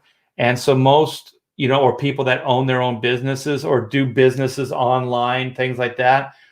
Because also this state is very environmental, but almost in a psychotic way, where businesses to just do normal functions. Like we have friends that have a business like a salon, a hair salon, and every couple months they get popped with new EPA restrictions and guidelines and things like that.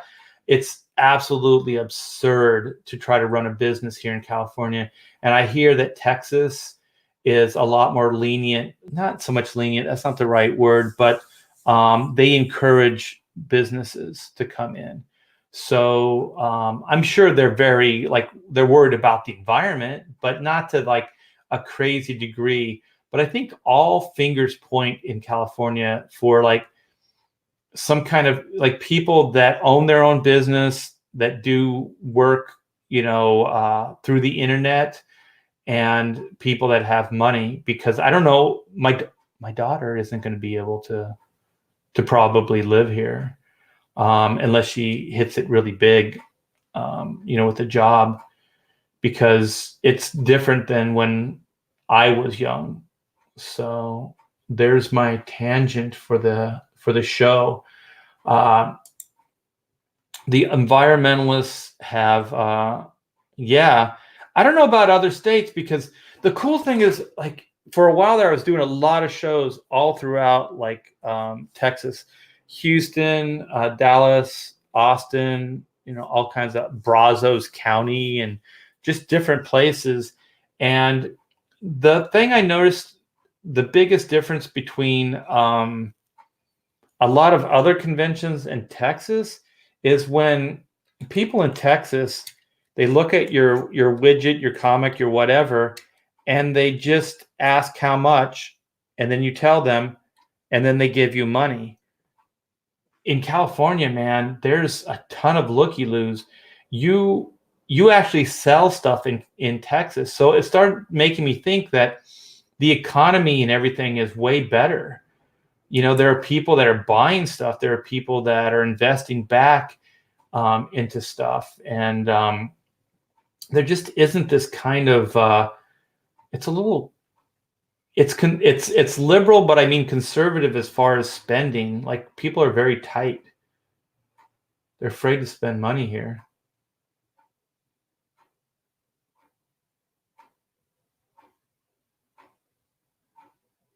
What? Wait a minute. You're a local dude then. I still have a good job working as an artist, as a game designer. Now I have to do roadside AA towing on the 91 between Green River and the 55. I'm not even going to tell you where I live, but you're definitely in the zone, my friend. So, yeah, and you're probably busier than all shit because that 91 and the 55 are packed now. When we first moved out here, my wife and I, there was nobody. That 15 freeway, there was never anybody on it. So, man, you got the busy zone, the 91, the 55. That's crazy. What does Central say? So what you're saying is that they are turning California into a two-class third world society. I don't know. I guess they can't kick the homeless out, but I think they would try if they could. But yeah, it may be, yeah, like the middle class, even upper middle class, which is what we are. Yeah, I think if we didn't buy in and do what we did when 25 years ago, I think unless we're making $1 billion, I think I read an article that said if you make 200,000 or 250 grand a year and live in Orange County, you're like working poor. That's nuts. Like, if you had $250,000, made $250,000 a year, in most places in the United States, you'd live like a god. Sounds a lot like Hawaii. Yeah, Hawaii's always been kind of more of a destination anyway, because I think Hawaii's always been more expensive, right? Because there's not a lot of natural resources, or there are, but there's not really. It's not the same. So I think they boat or fly a lot of stuff in, so it's a little bit more expensive because of that. That's the problem in France. There is no mandatory retirement age, so there is no work for the young. Yeah, but it's also said that older people have to work too. Like, I know older people, like are living longer, so on and so on. But my gosh, like when you're, in your retirement age and you still have a job and you're working at a minimum wage job, that's not really that cool.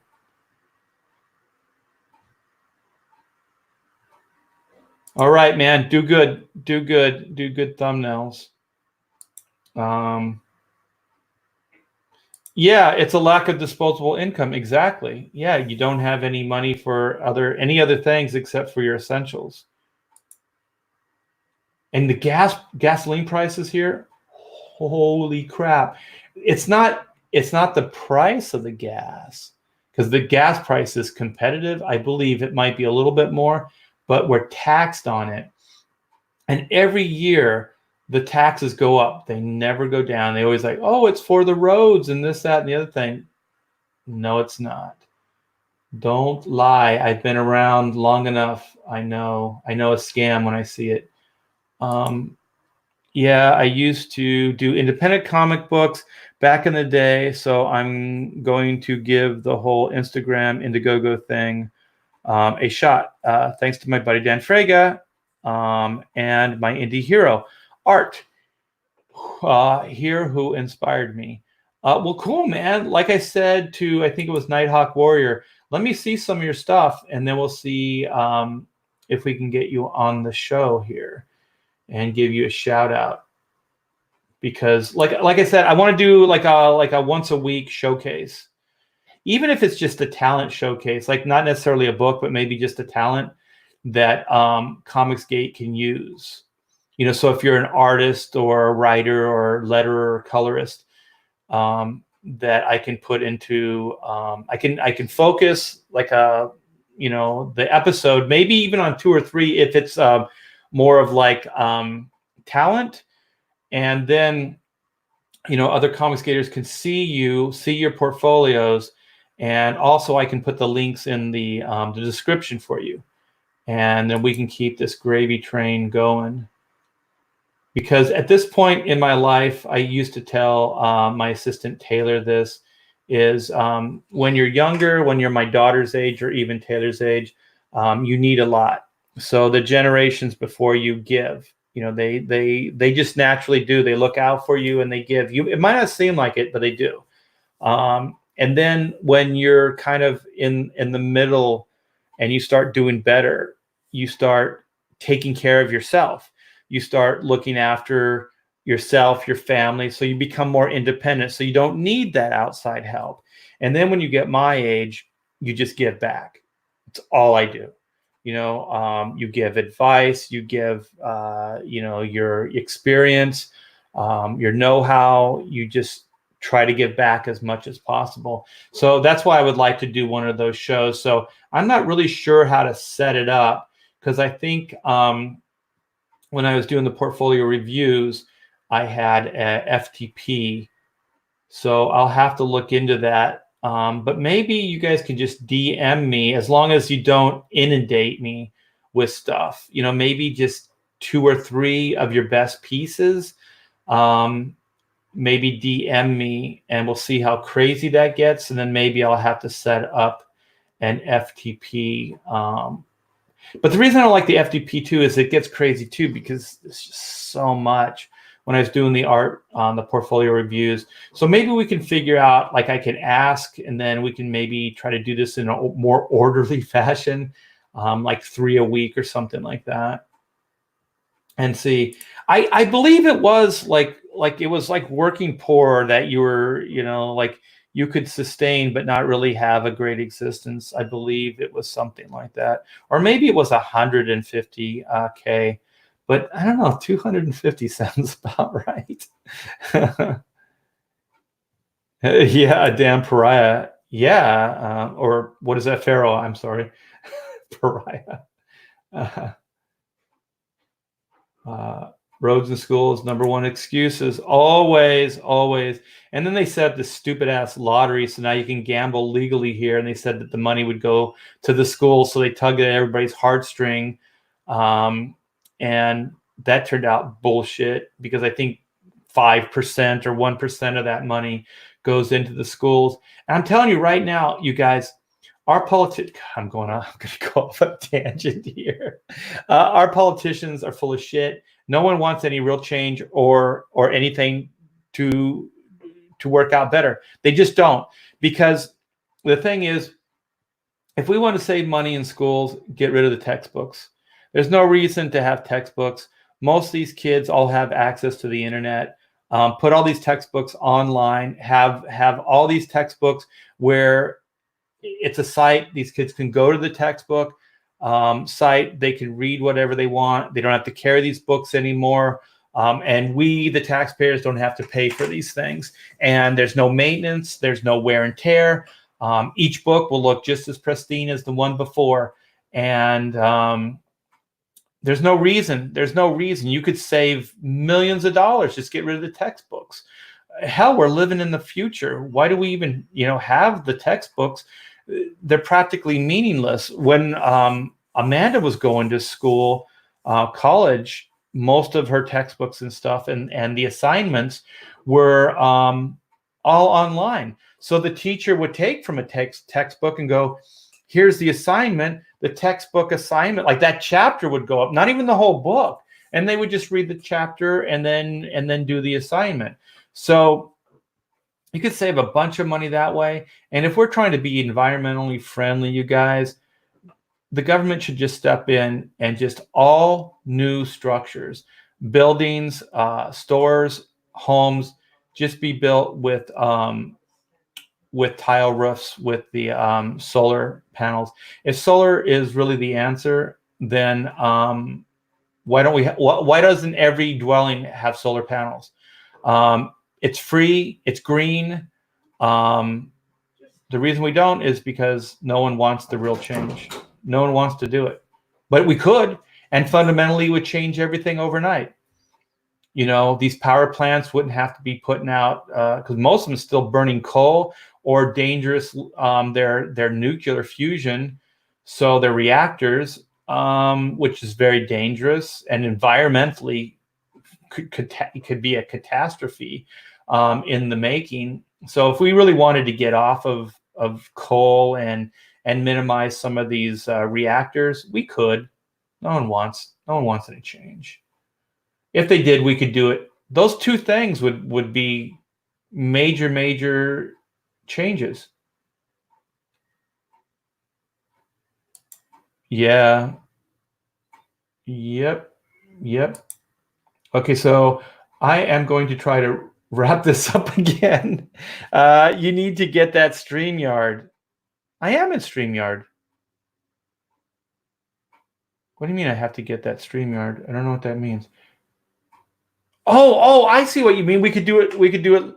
Yeah, that's exactly what I was thinking. We could do it live and we'll get like 6 guys in here and we could show the work live. But what I'm talking about is like an FTP that I could preview the work before, because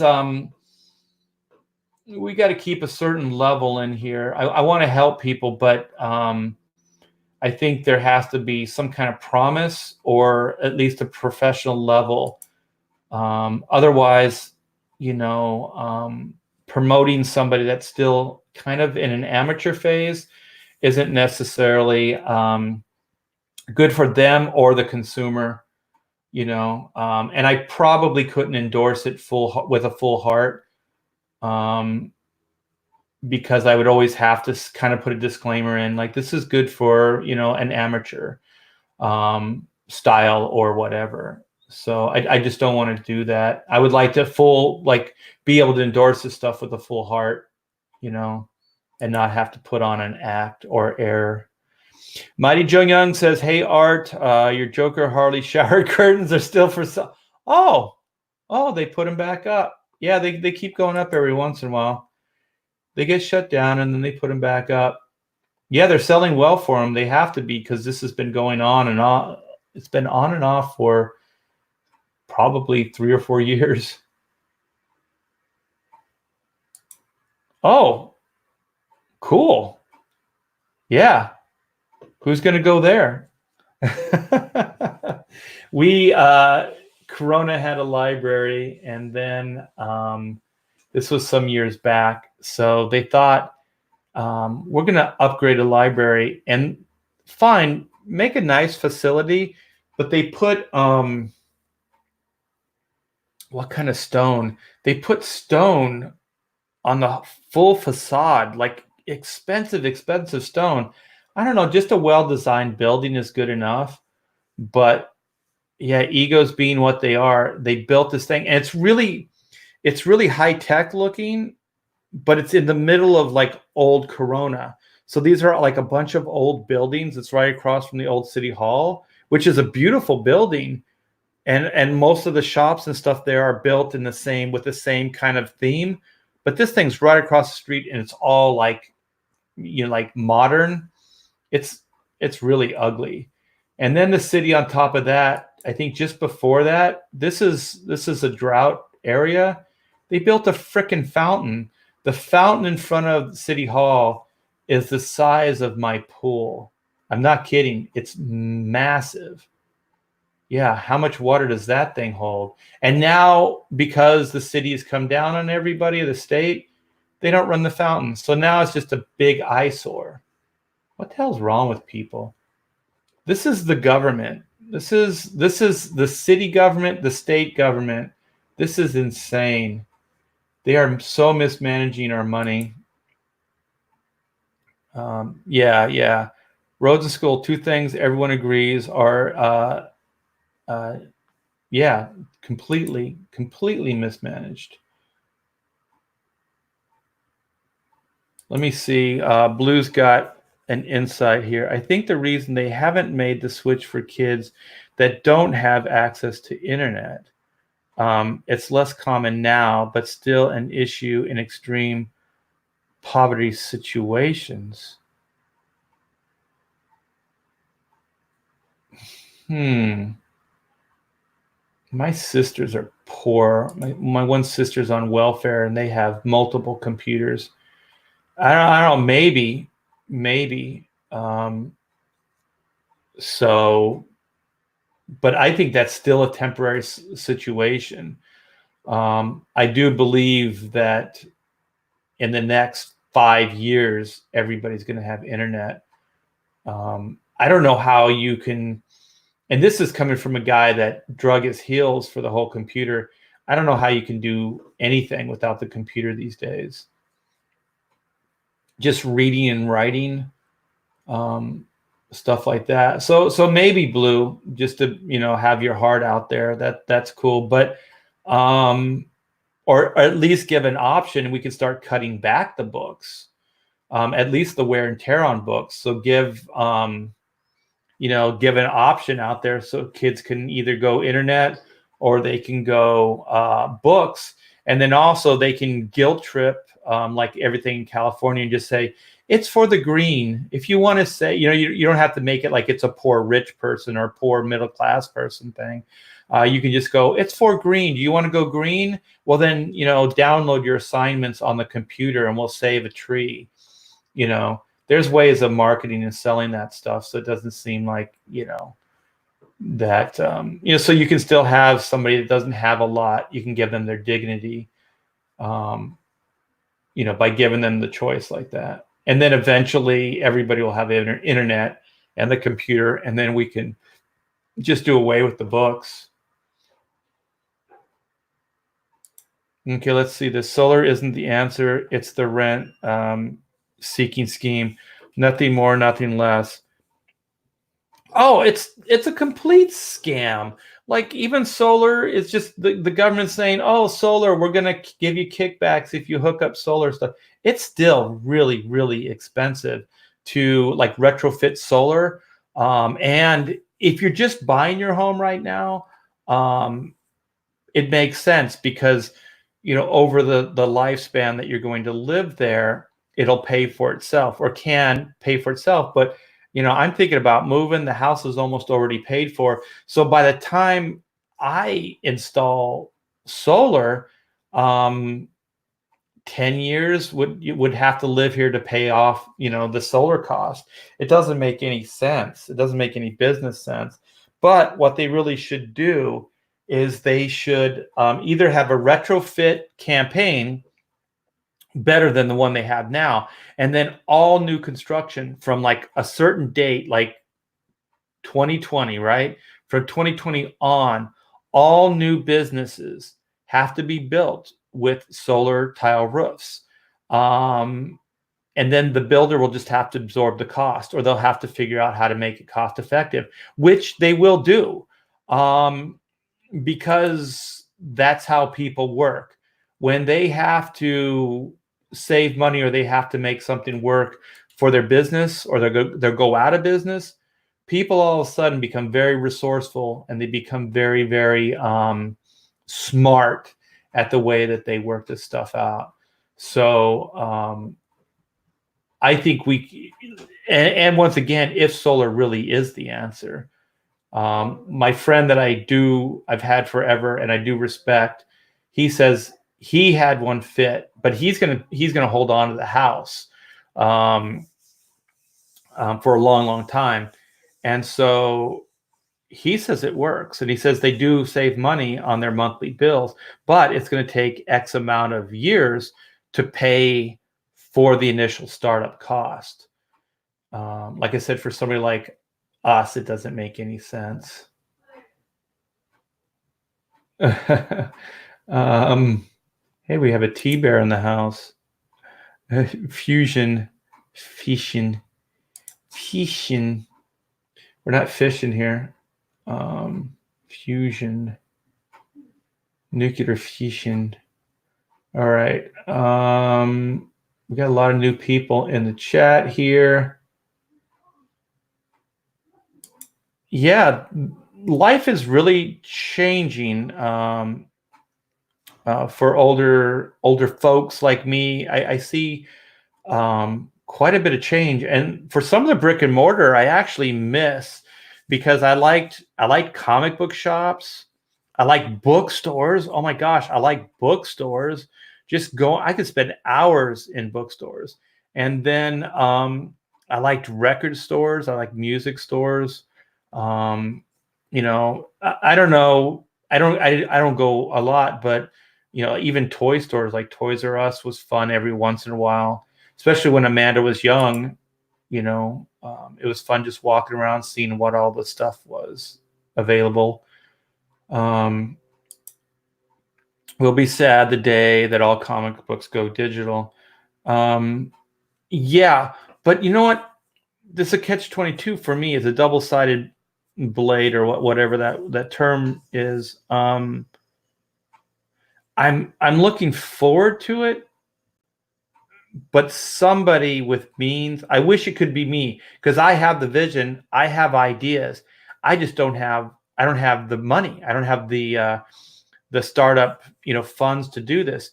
But there's all kinds of things that you can do digital that you cannot do with a actual practical copy, and I would love to see that explored. And I do think that is going to be the fun aspect of digital. I don't want to go off on a tangent too much on it, but it is sad that they're going away. Just all books, magazines, newspapers, all that stuff. I love the comic strips and the magazine, and the newspapers, all of that stuff. I even kind of miss just walking by. They would have those newsstands that you put a quarter in, and you could always read. You could always read the at least the headline, right? You could always kind of stay somewhat informed if you just walked around your neighborhood. You could see the headlines. Yeah, but that's because I'm old. How old is Blue? Mom and Pop used bookstores. Do you guys remember? I don't know, Blue. I could be outing you, but the first comic book shops, they weren't necessarily like new comic books. Some of them would be like, they would just be any kind of collectible books. So there would be a lot of novels, and usually like action adventure, more kind of in that vein, action adventure, sci-fi. So you could buy novels, your Burroughs, novels, your Jules Verne's novels, things like that. And then they had comic books, used comic books, and sometimes they would be organized, sometimes they wouldn't. And I kind of like the idea that they weren't organized, because you never knew what you were going to come across. So it was always kind of like, ooh, what's this? Kind of idea. And then the local comic book shop started putting like the monthlies out in front, and then the whole transition to like basically no back issues and only new comic books took over.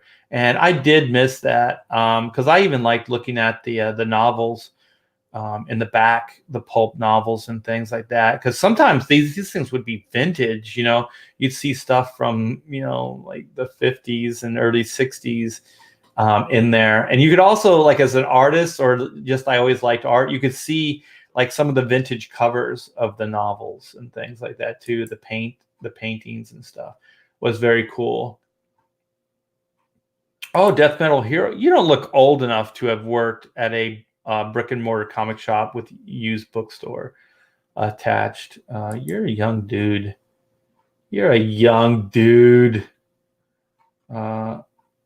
Outliving the dream.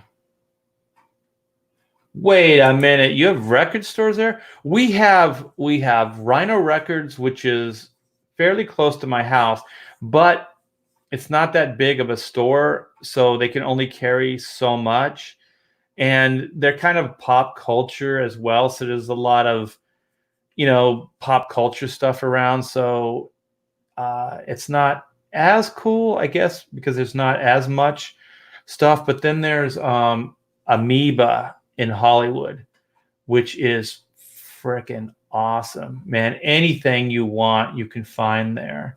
Old and new. They have a lot of new stuff there as well. And but that's quite a hike for us.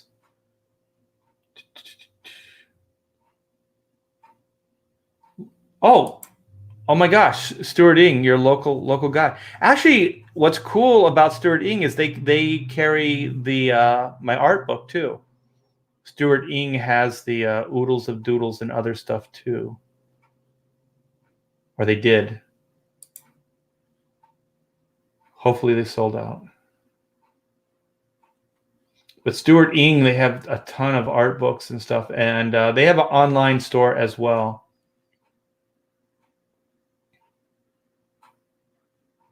All right, you guys are like, I always say tangents are the best part of life. So we went from Christmas to talking about social issues, and now comic book shops. We're awesome. Central Scrutinizer. Up, click on it. Art.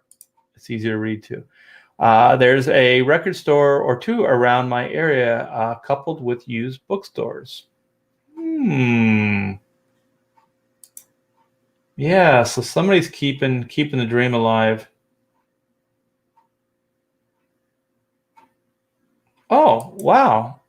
That's cool. Well, is the shop doing good? I hope they're doing well. I hope they're making some good money and stuff like that, because that's the other thing is if they're just barely eking out a living. Did you ever shop at wait a minute, I just saw this. It just moved.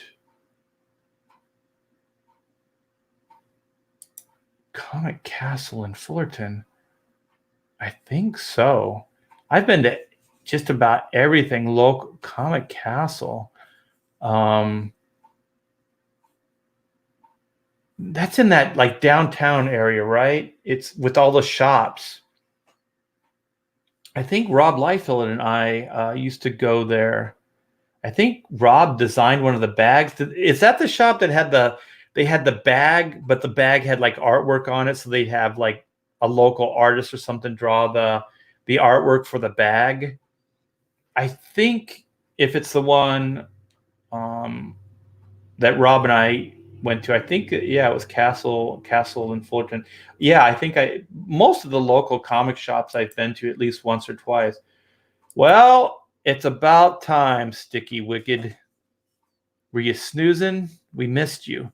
Hi, Art. I just realized you were live. Thought I was listening to a replay.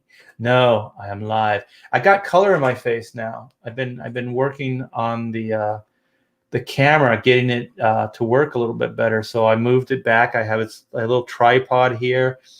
I've been constantly experimenting with the camera. So production values, baby. I want to get.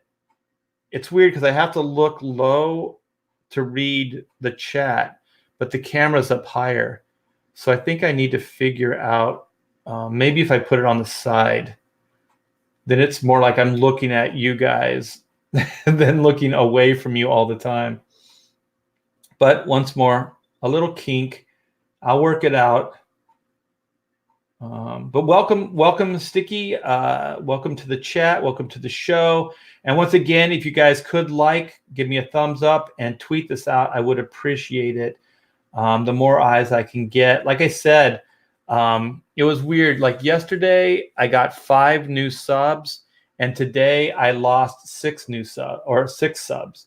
So I'm not sure how these freaking algorithms work. Okay, this is wait, okay. It's been here for 33 years. But this is not California, is it? If so, I got to check this place out. Oh, St. Augustine, Florida. Okay. I love the way Florida looks. I can't handle the humidity though. Too much moisture. Oh, voice is going out. Oh, excuse me. Yeah. I got rid of. I quit the Blue Man Group. I got tired of beating all those plastic tubes and stuff. So now I got rid of my blue. This is my colorful phase, multicolor, technicolor, if you will.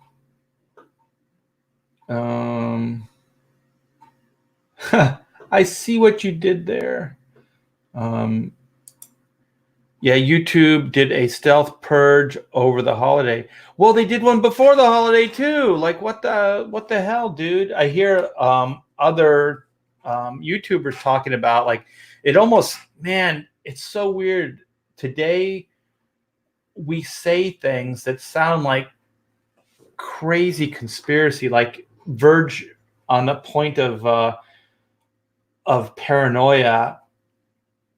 But they talk about like purging and trying to get rid of the YouTube riffraff that basically built YouTube so they can get sponsors in here and more like network and I guess, respectable people in so that YouTube can make more money in ad revenue.